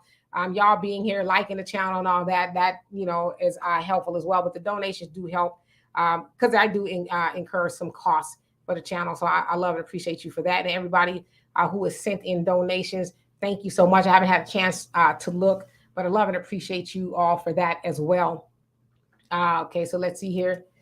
Let's see, and oops, Carl Leon. I hope I said that right. He says because employers require you to be bilingual, especially in states close to the border. Yep, in Mexico. So you're referring to Cutthroat. And Arniba, how are you doing today, brother Frank? How are you? Says this is a corporation. So you talk about America. And says, and the funny thing is, with all this migrant crisis, now notice California, Arizona, Texas, we've been dealing with this since we were little kids, Demetra, letting all these people come in. They were coming in, California, Arizona for years. Now, we were handling it, doing what we got to do. All our resources were going to help these people, whatever. Now they're being shipped to the other cities and stuff. And now the Democrats are screaming bloody nightmare. It was funny when California and Texas and Arizona and New Mexico and places like that were handling it.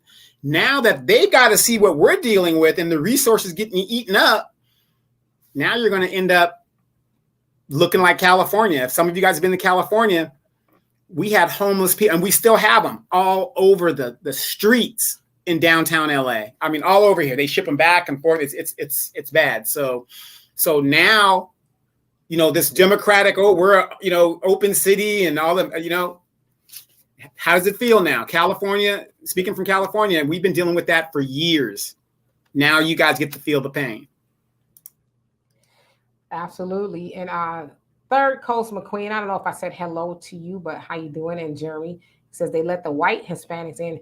Yeah, I've been seeing too that they're letting people from Africa, Haiti. Sounds like they're going to be able to, come in and get some paperwork to be legit as well. But I've seen a lot of the white supremacists on Twitter talking about, look at all these black people coming in. It's really a third world country now, and this, that, and the other. Say it was a third world country when y'all came over here, okay? When Columbus and them Watusi themselves over here became a third world country. So knock it off, And Gerard, how you doing? Says, last time my niece asked me for help with her math homework, I realized she's catching up with the highest math I remember, pre-algebra or algebra. Yeah, I only made it to algebra myself in high school. Christopher says everything these demons do is going to backfire on them. It already is. And Sherry says, I work for the school system and the parents expect you to be everything and treat it like a daycare system. Parents want the tax breaks and benefits, but no responsibilities. That's exactly right, a daycare. But then they get mad when the child ain't learning nothing or doing no homework. But it's like, well, you sent them to school for me to discipline them. I can't do both at the same time. Well, right? I can do one or the other. But if you want your child to learn, then send them to school well behaved. Here's what I don't understand about that. You send your kids to learn, even if you send them to be a daycare.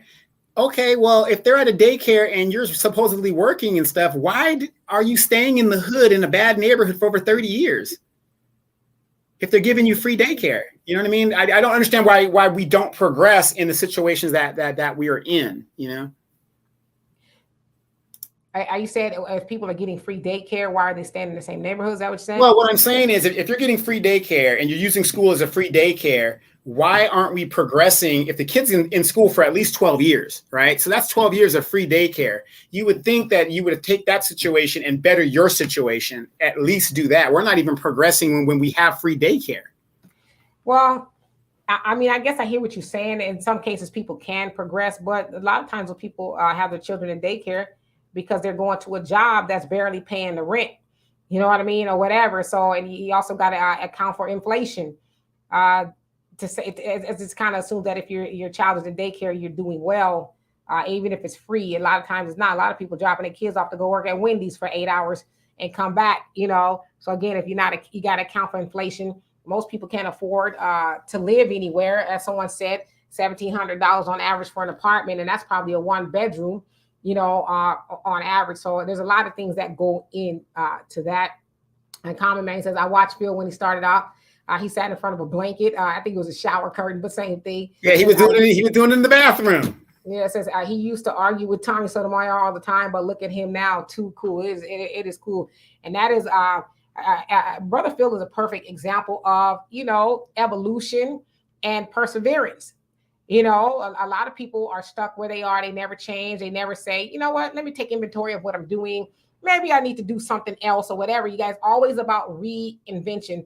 And I would say there's nobody better at it than Brother Phil Scott, reinventing. So he's definitely got the blueprint, especially here in these YouTube streets, on the reinvention of yourself and your product. So big ups to him. Right. Well, I also think another problem that we have as a people is we're afraid to take a chance. You know, we're just worried about, oh, I'm going to lose this, I'm going to lose that. Hey, when you're at the bottom, my mom used to say, if you're at the absolute bottom of your life or whatever, the only way to go is up. So, you know, why not? You know, and I think, you know, when we don't take that chance, you're going to look back and say, what could have been? What could have been if I had done this whenever? It's kind of like, remember when Amazon first became a stock, when Amazon first hit the the market, it was $3 a share. The average Amazon stock right now is $2,000 a share. Just think if you had bought a bunch of those shares when it was started. But the thing is, you know, you don't know, and you know, some people don't have the money, but we're afraid to take chances. Everybody's afraid to take chances and lose what they got. Remember that movie, Rocky? Don't leave me alone, Adrian. I'm just afraid to lose what I got when it was just me. It was just me. I didn't care if I got busted up. But now I got you. I got the kids. You want to hear me say it? I'm afraid. I'm telling y'all, Donovan has missed his calling, okay? Donovan should be an impersonator some damn where, because my favorite one is Dr. Loomis. It's coming up. October's right around the corner. That's my favorite impression that he does is Dr. Loomis. Michael Myers, the doctor that was, you know, diagnosed him, that was on his bumper. Boy, I tell you, when Donovan do that, I'll be on the damn ground almost. Next month, October. That's Demetra's favorite month. Yes, indeed. I don't celebrate Halloween, but I love, you know, Halloween, and, you know, just I think I like it too because of the season. It's fall, it's getting cold, and, you know, it's darker earlier. And if y'all don't already know, I am a Michael Myers fan.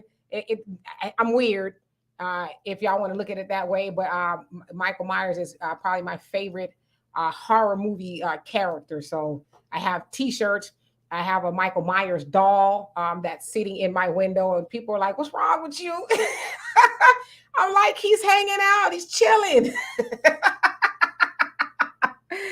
Oh, but anyway, I don't want to freak you guys out.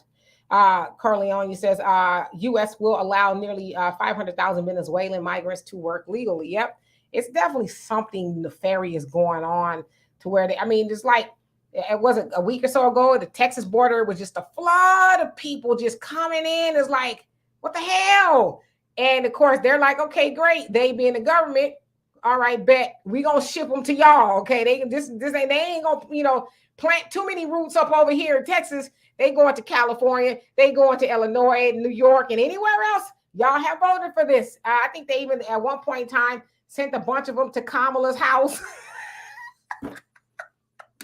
And what they're not telling you is the federal government, Joe Biden, is actually shipping migrants at night quietly and dropping them off. There was a bunch of them that were dropped off in San Diego recently, late at night, had nothing to do with Gregory Abbott. It was the federal government. They are secretly moving these people to cities and dropping them off in those communities. Yeah, Donovan actually was just telling me about this, Leonard, that the black mayor of Dallas just switched to the Republican Party. Sounds like he ran as a Democrat, and he says, aha! But that's not the first time. We've heard other black politicians say, you know what? This Democrat Party ain't cutting it no more. I'm going to switch over. So it's happening. Well, here's the thing that I think everybody's missing about the 500,000 immigrants that just got protection. Did anybody notice there was no study? There wasn't a public debate in Congress. There wasn't any of that. With the stroke of a pen, the executive just said they now have legal status. But when we talk about reparations, what does Joe Biden say? Well, it's got to go through Congress, which it doesn't. When it comes to student loans, what does Joe Biden say? Well, it has to go through Congress, whatever. No, he's the exact. All it takes to get rid of all of your student loans is a stroke of a pen. If he wanted to give us reparations, all he has to do to just do exactly what he did with those 500 non-citizens and give them status. But yet here we are still voting Democrat after waiting 3 years for this man to do something specifically for black people. Oh, he gave us a hip hop day, hair, this, and a lot of symbolism. But I want you guys to pay attention to that. By a stroke of a pen, he legalized 500,000 illegal people who jumped the line. I'm not saying people should not come here. That is not my stance. That's not Demetra's stance. We're saying you need to come here legally. What about the people that have been waiting for 10, 15 years to get into this country the right way? Corporations want that cheap labor. That's what this is about. Damon, too late. Yes, I have my little, my white newscaster cap and everything and all that stuff. I wish that I could pull this picture up. Damon, what I'm about to tell you is not fiction. It is all facts, okay? Donovan has a whole lot of costumes and just a whole bunch of stuff, okay? Donovan is a big, giant kid. One day, as we were, because he had the studio at his house when I was still in California, we were filming, and usually every time after we go out to eat or whatever. So this Negro here decided to throw on a nappy wig, a nappy old lady wig with it, and then put on the dashiki. You got to get, Deanna got that picture. My daughter is mad about that to this day because she was with us. He had this old nappy curly wig on. It was matted. It just looked like an old 1981 Jerry curl. It had the net on it still, like an old lady that was working at the Aunt Esther. I looked like Aunt Esther. And he had a dashiki on, and we went out to the Olive Garden, and he was wearing that, and my daughter was so upset. She was so upset. She says, take it off. He says, no, because now y'all see how we feel when we be sitting across the table with y'all and y'all be wearing these bad wigs and we don't like it. And he was dead serious. He was in character and everything. The waiter kept coming up to the table. You could tell the waiter was like, what's going on? But he was like, how can I take y'all orders? Everything go good? Good. I'm like, he better than me because I would have been like, what the hell is going on here? When I tell you, I could not hardly eat because I had tears running down my face.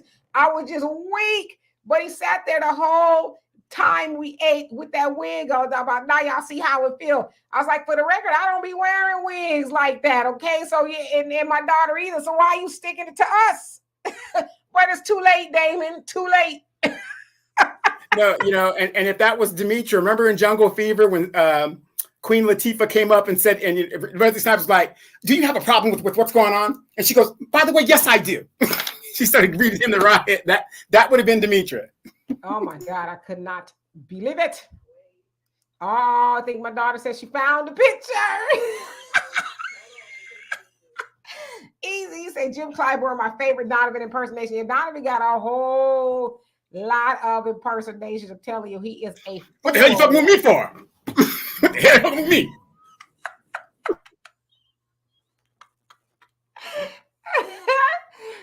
Oh, Donovan, boy, when we used to do our the show at his studio at the house, I'm telling you, I'd be doubled over. because he's just stupid. One day and I could tell he was trying to find the most ghettoest name possible. He talked about, I don't understand why people be naming their kids Shaquaqua and all of that. When I tell you I fell out, I was like, you are ignorant. Ignorant beyond. What the hell is a Shaquaqua?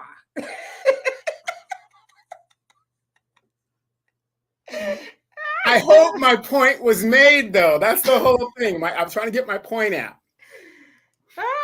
And Ebony says, I like the 2 Halloweens with his niece. Yeah, some of those, they were kind of hit and miss. The Season of the Witches, they could have kept that one. It was like, what the hell is that? The Busta Rhymes one, that was pretty funny with Tyra Banks. The last one is, I didn't really like it much. But the ones before that, they were okay. And then what was it? Rob Zombie. Was it Rob Zombie? The one he did, I was like, when they killed that black lady up in the beginning, I said, now come on now. Michael Myers stabbed her like 1,400 times. It was like, for real, we get the point. Okay, thank you. All right, back to what I was saying.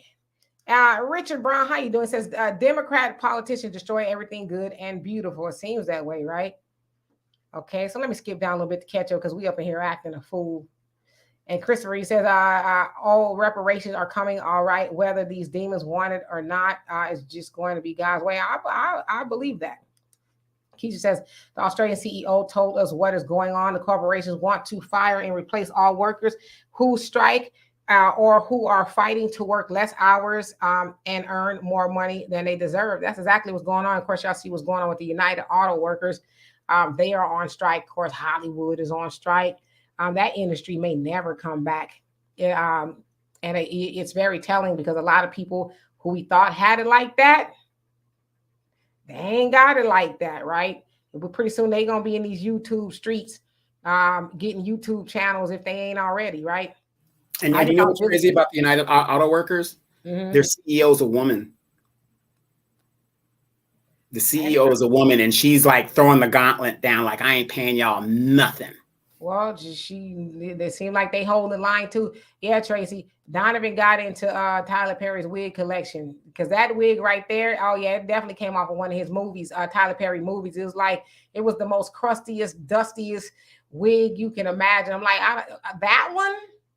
And he was dead serious too. I said, oh no, but I'm gonna go with it. If that's what you want to do, come on, let's go. I'm game. And Kev J, how you doing? Says the unions better look out with all the illegal granted legal status. H. McDaniels, you say, I have never seen as many homeless people as I did in Stockton, California, as far as the eye could see.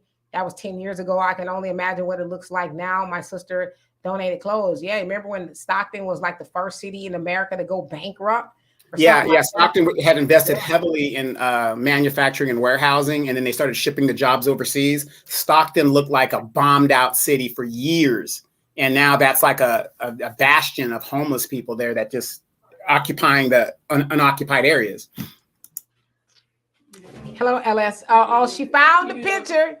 Just go on Facebook and type in your name and then Donovan. Let's see. Donovan, do you want me to show it? Let me screen. Okay, let's see. Go ahead. Wait.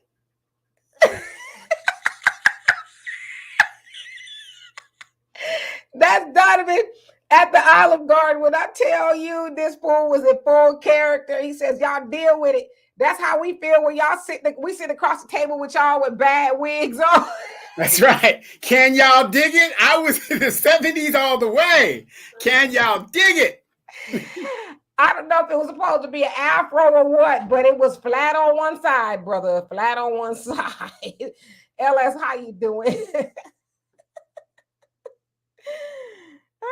See, Damon, you didn't know. Donovan is a whole fool in these streets. Brother Samuel, how you doing? Says greetings, getting on late. That's okay. We got a couple more minutes to be here. So it seems like I missed a good subject. Oh, yeah. This was your subject right here. Brother Samuel is a school teacher, a math teacher at that. He's a math teacher. He says, seems like I missed a good subject on the public food system and its white supremacy teaching. Yeah. Yeah, you would be perfect to come up here and talk about that. But yeah, you know, you dealing with an uphill battle too. And I always say my hat it goes off to y'all. Ebony, you said you think Jamie Lee Curtis is ruining the franchise. How so? You know what is so interesting about Jamie Lee Curtis? It was her first movie role. And of course, the budget for Halloween was the next to nothing. And I don't know if you guys also know that the Michael Myers mask is actually a mask of William, what's his name, Shatner. It was the Captain Kirk mask from Star Trek. They didn't have the Michael Myers was known as the Shape. They didn't have a name for him. They called him the Shape. And so they were like, well, what does he look like? Somebody went to this costume store and got a mask. And it was like, okay, they stretched it out and made the hair look crazy. And they painted it really white. And it was like, oh my gosh, that's really creepy. So it's actually Captain Kirk from Star Trek, his mask. But the budget was really, really tiny. They had to do a lot of Mickey Mousing of the stuff on the set. They said it was so many people running around in Michael Myers costume. It was some of the women on the set. It was just different people when they needed him in different scenes if the regular actor wasn't there. But Jamie Lee Curtis, of course, y'all know her parents, Janet Lee and Tony Curtis were her parents. And another fun fact, my grandmother on my dad's side, she was Jamie Lee Curtis's nanny. She was their domestic. But anyway, it's interesting to see her start off in that movie as her first acting gig to actually being an executive producer and, you know, owning a piece of the franchise. So that's what I really love about it. But I don't know. I don't see Jamie Lee Curtis ruining the franchise. I love the fact that she's up there in age now. I think she was 17 or something like that when she started. She's clearly in her 60s and not older.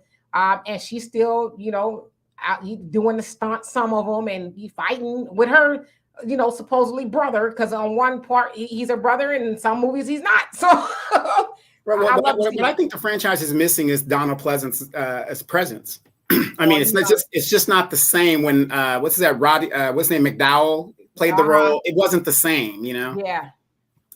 Yeah, well, you know, Donald Pleasant would have been 1,000 years old by now if he was still alive. So yeah. All right, so let me skip down a little bit. Michael says, Demetra, are you surprised that I'm offering solutions to guide your people to move forward? No, I'm not surprised at all. I know that there's a lot of people outside of our community that are well versed on the things that we need. And I always tell you, Michael, big ups for you coming on this show and giving your input, because we need more people like you to actually help our community get what is owed to us. So I'm not surprised. I love it. I love to see it. So thank you so much. Donovan got some mad issues, I'm telling you. Okay, so let's see here. Ellis, you say, Demetra, good. Helly weird, putting out trash content anyway. Stay closed. Yeah, I don't really watch a lot of TV, but when I do, I make sure it's silly TV, because I'm always doing serious stuff. So sometimes I do like to watch things that are just stupid. So would you recommend Bassinet for your fellow Houstonians? Oh, Bassinet.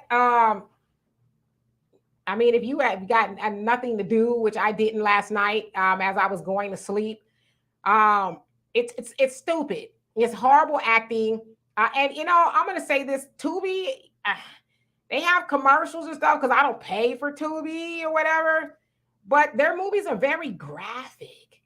Like this particular movie was a lot of, you know, taking of somebody's person in the movies. It was probably like 3 or 4 scenes like that, and I'm like, damn, y'all can't think of nothing else to do in this movie. And you know, the sex scenes were very like, you know, you know what I mean? So, but watch Bissonette at your own risk. Don't go into it as an entertain or educational value. It's pure stupidity. Just if that helps. Okay. Let's see here. And I would say well, anything on Bissonette, I would imagine is degrading to women. But the movie was very degrading to women, if that makes any sense. Yeah, I see y'all talking about Donovan's wig. It's you know, he didn't look like no Eddie Murphy coming to America. He looked like a Charlie Murphy coming to America.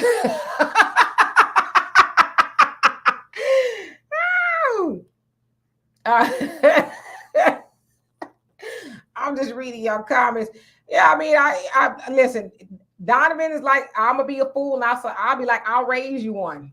That didn't bother me. I'm like, let's go. All right, let's see where this takes us. And I would say my hat goes off to the waiter because he did not break character at all. I know he went back in that kitchen and said, "Do you see that fool at table 35?" Because I was just busted up the whole time. But Deanna was not having it. And I was like, this is how we feel. But y'all ain't got y'all. Look, ladies, nothing wrong. I don't like weave myself, but if you're going to have weave, make sure it's on straight and it looks good. And it's trying to fool us. And I was proving the point that there are too many bad weaves out there that we got to put up with. And people looking at us like, oh, girls over here, weave got the icing at the top here crusting up and stuff, or the flap coming up. Yeah, the glue, whatever it is. It's like, come on. And so I was proving the point that now you guys know how we feel sometimes, and we're sitting with you guys. I didn't perpetuate the glue and the wigs and the lace fronts. They ain't got nothing to do with me. My daughter either. She was like, you're just going to allow him to do that? I said, I ain't got no control over Donovan. Plus, I'm kind of having a good time. I think it's funny. But she was not having it. She was just like, can't believe it. I can't believe you're going through with this. I'm like, I'm with it. Ebony, you say she had a Black Panther looking character, and one of them have their tongue cut out on a radio station. Oh, yeah. That was the last one I want to say. It was the last Halloween movie. Radio station that was around 2020. Yeah, so it was like 20. Yeah, I think it was 2020, somewhere around there. And symbolic. She also did slight shade to Angela acting in the ward. I know which part you're talking about. He was like a militant character, and he had the radio station, and allegedly it was Michael Myers who did it, but it wasn't Michael Myers. I won't give it away. That cut his tongue out, but he was very vocal on the radio. So I mean, I guess you could look at it.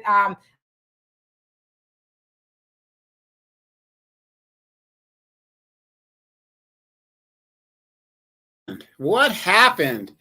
She dropped out. So I guess it's Rehab Radio. Donovan's on the mic. Get ready. No.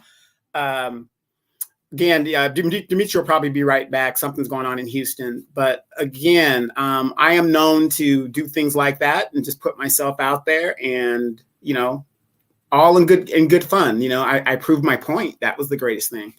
But here's the thing. You've got these Latinos that are coming in, and they're just changing the workforce. That's what it's going to be about. And what we need to do as a people, we need to go out there and tell the Democratic Party, this is what's happening here. Because if the Democratic Party loses about 20% of the vote, Democrats aren't going to be in office. It's a wrap. Somebody else is going to get in there. So, and which to me, I'm on record as saying I'm voting for the Republican nominee.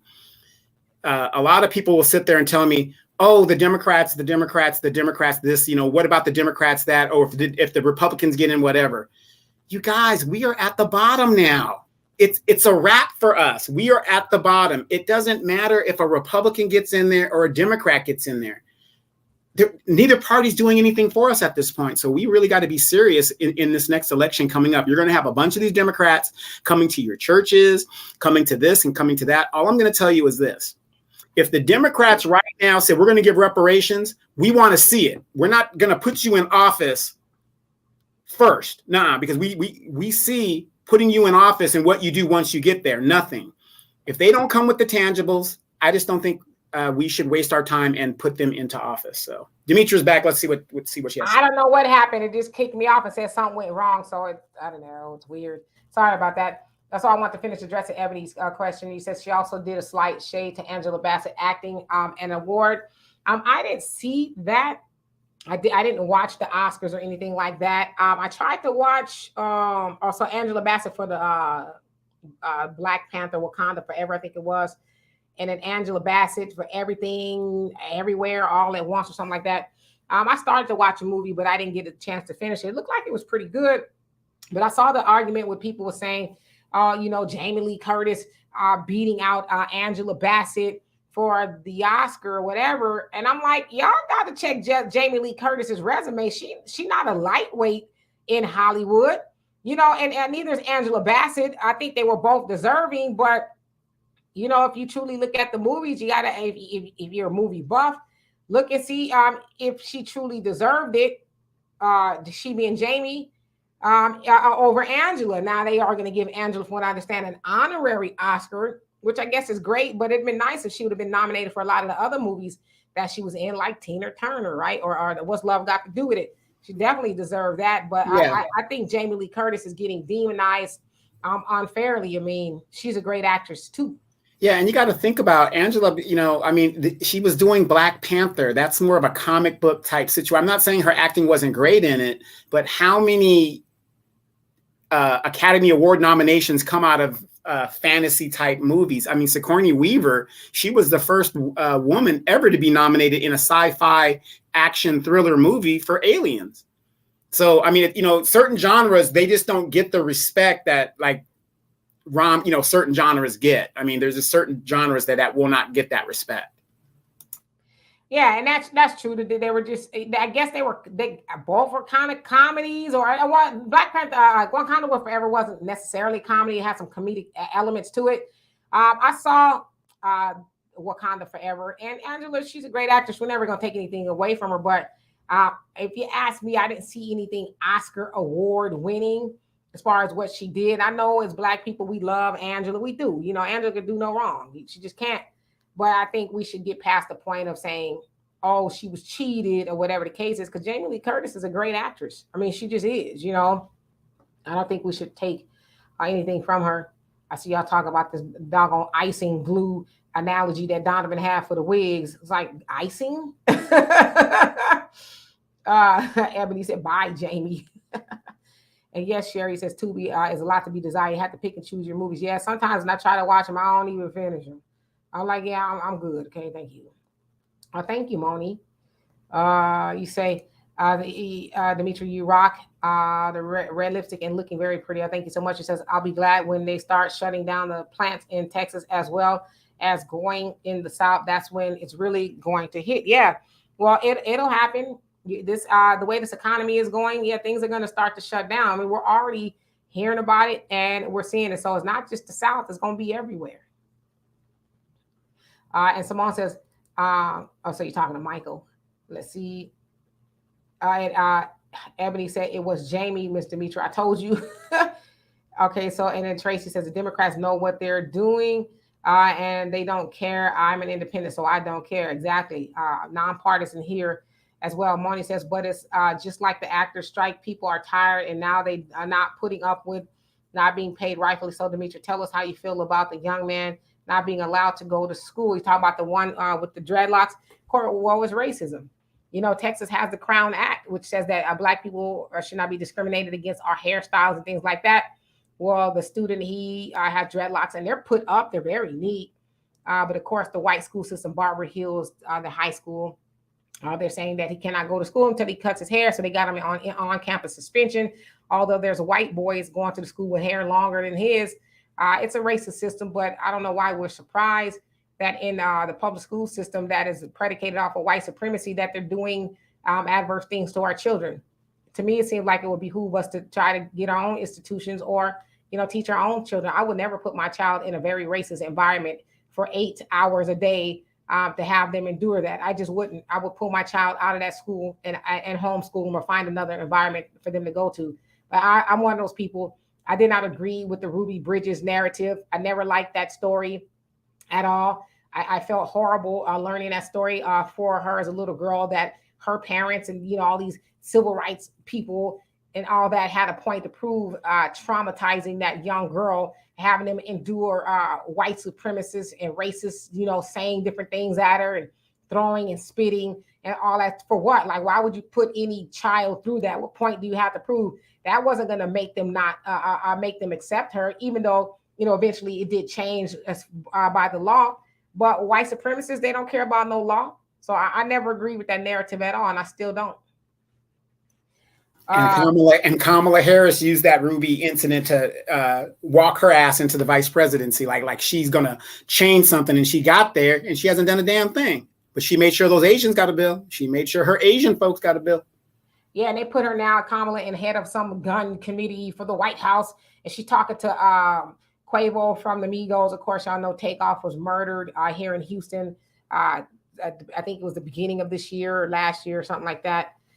So she sat down with Quavo and his mom and Takeoff's mom, I think it was, to talk about getting rid of gun violence and stuff. It's like, Kamala, quit it. Quit it, Kamala. Let's start a slogan. Quit it, Kamala. You're pandering now. You don't care about Black people and gun violence or none of that kind of stuff. You're using these celebrities to try to, pander to Black people, but we ain't going to fall for it. Black America. You say all of us don't care about reparations. Strangely enough, there's a lot of Black people who really just don't care if we get it or not. And Donnie says, you got sent to the principal's office at Demetra. I never did. I did. I got sent twice for giving my white teachers the business. I had two racist white teachers. I'll tell y'all the story. One teacher gave me a D. Well, actually, he was a Black teacher. But I had another teacher, Dr. Sharon, as a matter of fact. He would say racist stuff to me and my friend James. We sat in the front. We were like the only two Black kids in the class. And he would say stuff like, well, when you guys go to college, the fraternities, they don't like Black people. And my friend James, I kid you not, and if I'm lying, I'm flying. He used to sit in his desk like this, sit back. He was real cool and everything. And so after Dr. Sharon said that, James sat up. He said, F the frats. And Dr. Sharon, he was, from the Rainbow Tribe, and he was taken aback. He didn't know what to say. I was like, hell to the no. James was like, F the frats. Almost like, and what? Say something else. And he never did. But Dr. Sharon sent me to the office because he targeted my sister, gave her a hard time, and she got kicked off the volleyball team and all that. And I was mad as hell. So the next time I had this class, I went up to him. I said, why you kicked my sister? I straight up. I didn't say, hello, how you doing? None of that. I said, why you get my sister kicked off the volleyball team? And he looked, he said, it's none of your business. And I said, it is my business. You lied on my sister, blah, blah, blah. And this was in front of the whole class. And he wrote me up, stapled it up a million times and sent me to the guidance counselor, told him what happened. And he also told me, stay here until the end of class. This is not like you, so it must be really something to it. But yeah, I saw twice that I can think of. Let's see. And Damon says you have to be serious about your own house. Black first family. The system don't give a F. Absolutely. All right. So let me skip down so we could get out of here. And Sherry says, Demetra, a Democrat low key kicked you off the air. Y'all crazy. It might have. And Tracy says, I don't care for Wakanda when you give a colonizer a pass above one of your own. I'm done. Yeah. You know how Disney wasn't going to let it be an all Black movie without making white people the hero to some degree, right? But I get what you're saying. Thank you so much, Black America. Love and appreciate you for that. And says she only does Black movies. You talk about Angela Bassett. That's all she does is Black movies? I'm trying to think. Has she done? No, she's done some mixed movies with Marlon Brando. She's worked with them all. It might not have been like her as a major part of it, but she's like in the supporting cast and stuff like that to a lot of major movies. Tracy says Jamie was awarded for a BS movie that wasn't heard of. Yeah, I never heard of it, but as I said, when I tried to watch it, it seemed like it was pretty good. I just didn't have time to finish it.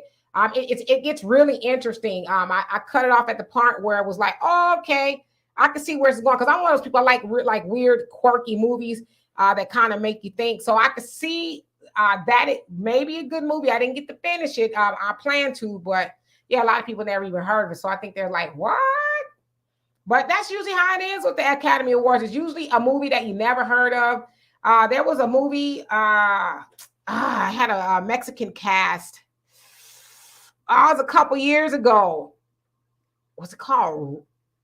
Rosie or something like that. All subtitles. It came out of nowhere, right? And I think it won. And the actress, what's it called? No, not Parasite. It was the one that I was sitting up there crying. Roma. Yeah, the movie was Roma. And I was like, okay, let me see what it's about, because nobody had ever heard of it. It was all subtitles and stuff. And I tell you, that movie was so good. I was bawling. I was crying. And the Mexican lady, she was, newfound actress and stuff. Even our own people, the light skinned Mexicans, and Mexico was hating on her. How dare her get nominated? But it was an awesome movie. She did a great job, and I could see why it was nominated. But a lot of people had not heard of the movie. It's called Roma. It was really good. All right, so let me see this scooting down to the end. Harmony and peace and tranquility. How you doing? It says the poll is showing the GOP having 20% of the African American votes. The GOP and the Democrats aren't doing anything for African Americans. No, they're not. But I just think a lot of African Americans that are going for the GOP, it's a protest vote. Like, nah, Joe Biden and them done, thumb their nose at us, and so we're sick of it. We're gonna vote for the GOP as a protest vote. A lot of people, right. I know a lot of people are saying that. So nothing from nothing leaves nothing. It's just nothing. I mean, we know the Republicans ain't gonna do nothing for us, but at least we know that. The Democrats, we're gonna do this for you. Qualified immunity. You get us in there. We're gonna do this. We're gonna do that. They get in there, zilcho. So you might as well. Why not vote? You're not gonna get nothing from the Democrats. You're not gonna get anything from the Democrats. So yeah. As long as you keep giving them power, which is all they care about, they could care less if you keep voting for them.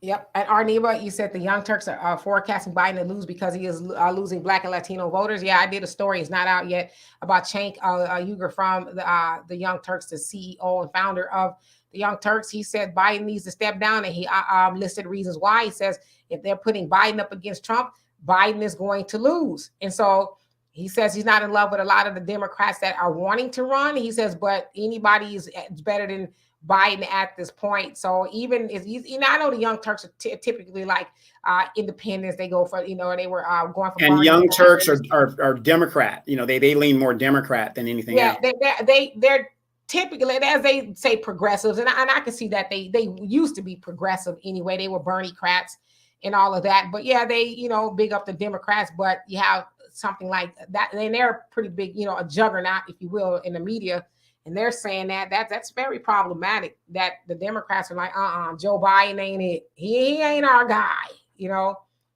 Our brother Samuel said the school system is so dysfunctional that in my algebra 2 class, formerly pre-calculus and trigonometry, I would guess 80% placed in the class do not know their multiplication table. Effectively, students are being passed through for rating purposes. Yeah. And you and I talk about that a lot. And you're not one of those teachers who are on board with just passing people through and giving them a grade they did not deserve. I know that you have a lot of back and forth with the admin there at your school, but like you said, they gonna do it anyway, right? And it's not helpful to nobody. Yeah, and it's funny, Samuel, when I went back to college and I was after being in the military, being in the military, I went back to college, and I was so inefficient in math that I had to go back and relearn everything from scratch. And here was my problem. Those of us of our generation, we struggled, a lot of us struggled in algebra for the simple fact that we grew up on flashcards, which means that we memorized the answer. 2 + 2 is 4. 2 × 4 is 8. But see, in algebra, you got to break it down and show your work, and I couldn't do that. So I had to literally go back, and it took me 2 years of math. It took 2 years and like 3 different math classes all at the same time to build my math back up. I had to go back and learn 2 + 2 and work my way back up from the very beginning of math so I can get rid of the bad habits of the flashcards and work my way back. Fractions, the whole thing. And it took me, I think it took about 6 classes for me to get where I needed to be. And that was the right way. But they found out our generation, a lot of the problems, a lot of us that have in math, like algebra and in the higher math, is because we were learned on flashcards. Yeah, we had a multiplication type of machine. My dad bought it for us. We had it for a long time. It taught us a multiplication. Black America, thank you so much for the donation. Says she has never been the lead in a good movie. I thought What's Love Got to Do It With is good, even though it was, a lot of fiction involved. You couldn't tell me at some point in time that she was not Tina Turner. Okay, so I thought she did a good job.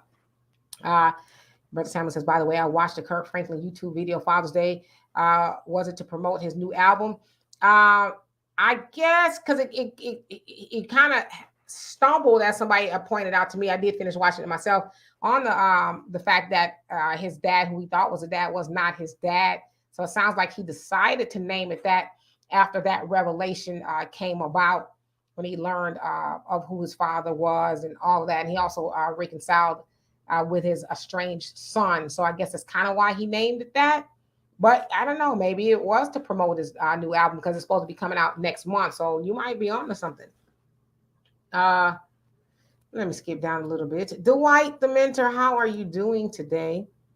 And Ebony says, I would look at Southeast Asia, Arab, Eastern European real estate agents and who are selling homes to. I'm watching coastal states, land and property. Well, you got to think about this too, Ebony, when it comes to home, and look at the interest rates now. A lot of people can't do it. It's, and again, a lot of us get caught up. Isn't there like a Bible verse or something that said that you're supposed to save money, when times are like really booming? You're supposed to kind of like save your money, save your money, save your money. And then when the famine comes, then you that's when you're supposed to spend your money and, buy up the properties and stuff like that. Why is it that we do things, it seems to us, backwards? We just, famine comes, we're spending money, we're trying to save our money that we don't have because we didn't save anything. It's messed up. It's just all messed up. The interest rates right now, it's if you're buying a house right now, you're going to pay an exorbitant amount of interest on that house. Yeah, depending on where you live, like somewhere in Texas, the property taxes is outrageous. Common Man, I don't believe you. I think you hit the lotto, but thank you so much once again. It says, happened in real life. White people used to spit on my family, throw rocks at us, call us names, shoot BB guns at us because we were the first to move in a white neighborhood. I hated busing in 1972. Yeah. I've had a few of those things happen to me as well. Whenever I run across somebody Black in America says, I never experienced racism, I said, well, maybe you never experienced overt racism. Maybe it was covert. But you should feel fortunate that you don't really know what it is. But I too was shot by a BB gun by a white boy when I was probably like 9, shot me right in my thigh, and it was like, oh, it's an accident or whatever. I could still remember how bad that it hurt. I also had a white boy spit on me as well. Now, of course, I could never tell my dad any of those things because my dad would be occupying a prison cell right now, because I just have that type of a father. But I too remember, even though I'm 52, remember the racism. So that's why when I hear, people say, oh, racism is not the way, don't give me that, because we experience that stuff as well. Metamorphosis, you say these new illegal immigrants will be your new police officer and your government making politics on us. Oh, absolutely. It's already going on. And Ebony says Bernie scoffed at reparations. He found the hard way. Yeah, and he was also one of the senators that was instrumental in giving Jews a reparation. So, but he didn't want, Black people to have them. But those were his people. Right. And speaking of reparations, wasn't California supposed to make a decision on reparations before the end of summer? Yeah, June 1st or July. I think it's June 1st or yeah, it was like June 1st. What happened? Crickets. But again, they found $276 million to, help combat smash and grabs out there. So, and Simone says, why did they stop printing math tables in their trapper keeper folders? Yep, they had all that up in there, right? That's a good question. Do they even make trapper keepers anymore? Now that's how showing how old I am. And then those what was those yellow and brown folders called? It escapes my mind. Yeah, but everybody had them. Yeah, you had to have those. I mean, you weren't cool if you didn't have one or two. Yeah, it'll come to me. Keisha says the Young Turks are leaning more right and conservative as of late. Even their donors are more on the right now. They return funds from one of those donors because of the fallout. Wow. Yeah, I haven't followed the Young Turks in years because they were just on that, on that stuff. So I was like, okay, I'm gonna stop following them. And sympathy for the devil too. How you doing? It says they show Black kids invisible math. There's a practical way to do math. Okay. Dwight says I never use flashcards even in geometry and pre-calculus. I remember the flashcards when I was a kid. I probably should look at them now that I'm an adult. All right, so let me skip down a little bit, y'all, so we could get out of here. Um, just want to just look at the comments. So that is the end. Donovan, what do you have anything else to say before we get out of here? Well, I just want to say this. If you guys haven't been paying attention of what's going on, and I don't know, what websites you guys follow or YouTube channels you guys watch, if you've been listening to the ether on the internet, a lot of your pro-left, white-leaning race soldiers are making a lot of threats, veiled threats and whatever. And I'm just going to say this, especially to the ladies of our community. If you are a strong, independent, don't need no man, I could do it all on my own Black woman, great, I'm happy for you. But I just want to say this.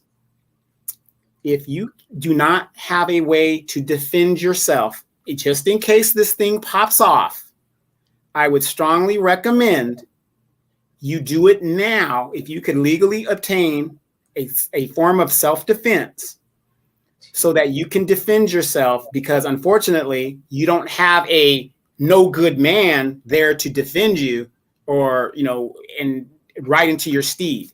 This stuff is getting serious. They're making I live in California. It is hard to get a weapon in California. It is very, very hard here because of the rules and regulations by the Democrats, right? They don't want the citizenry armed.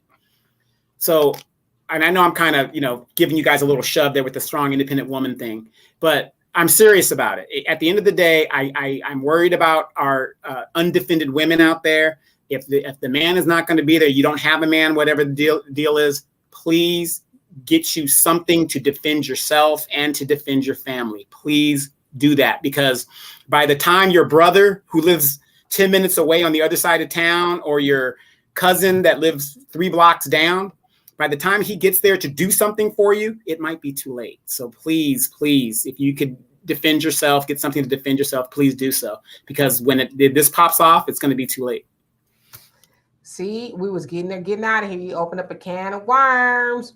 I'm gonna put this up here. Tracy says, it's not, I don't need a man, I don't need a bomb. So there's some clarification there. And Ebony right, said, no, ladies, are you guys getting my message? I don't want to say like certain weapons and things like that on YouTube to get it, whatever. You're saying I just want you guys to get the message. Defend yourself.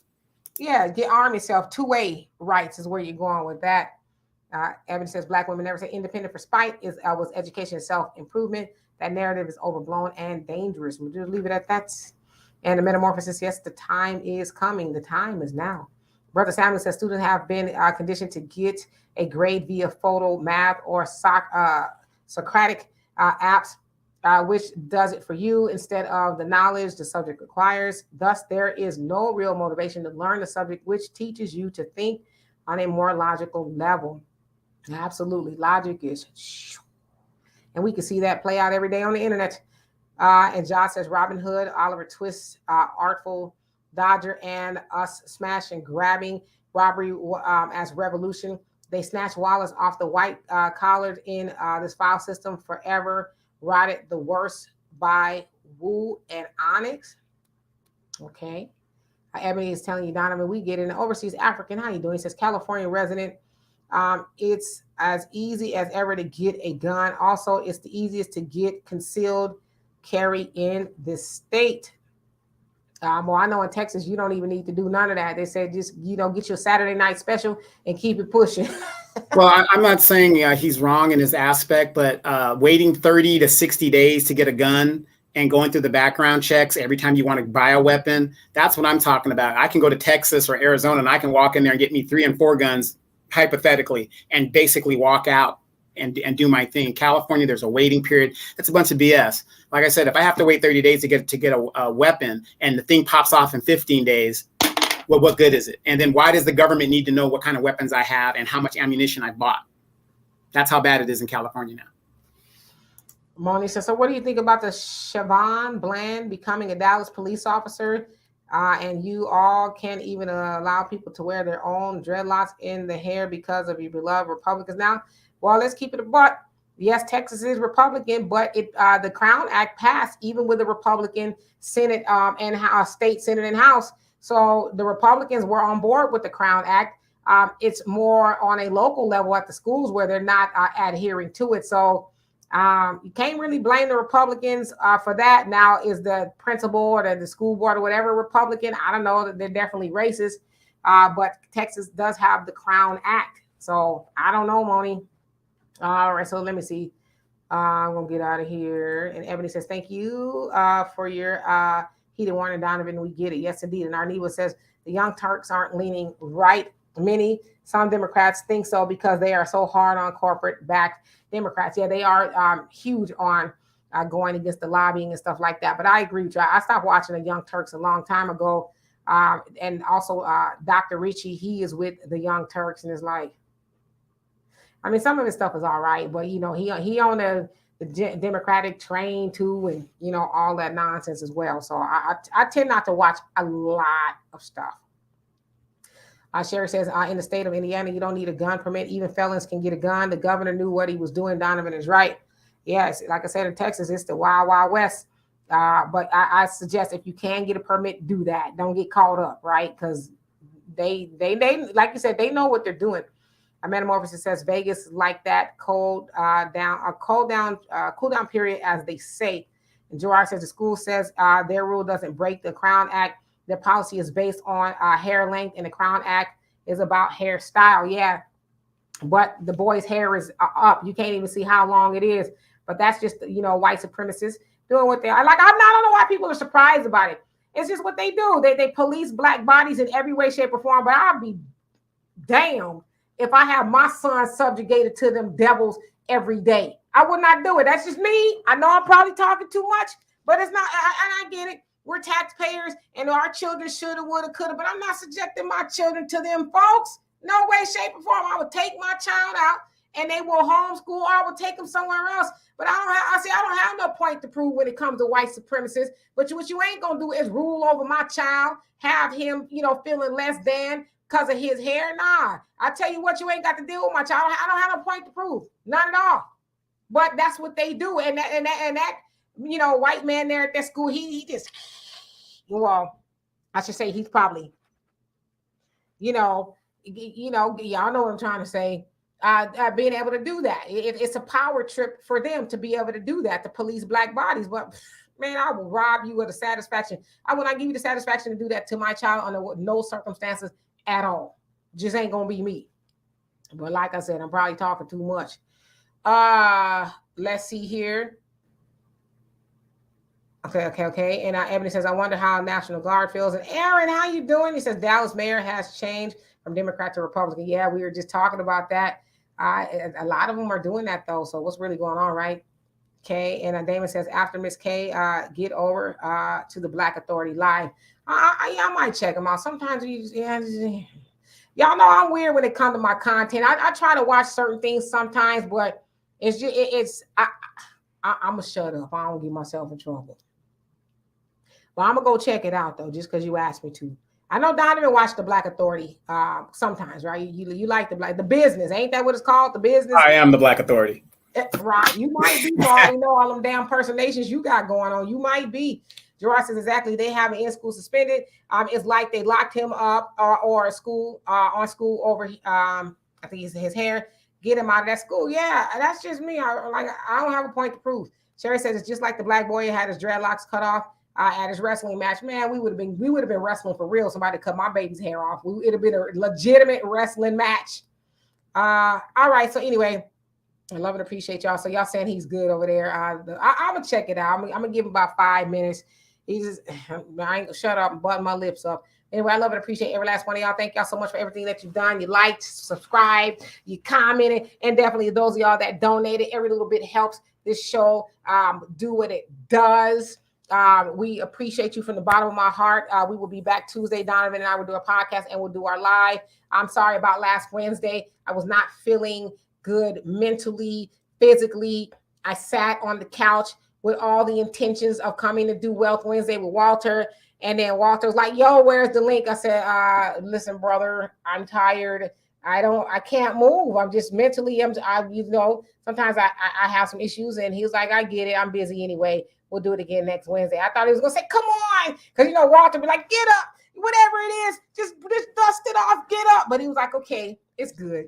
I'll see you next Wednesday. So for sure, we'll be back here on Wednesday. Once again, love and appreciate every last one of y'all. You guys be good and have a great evening. Peace.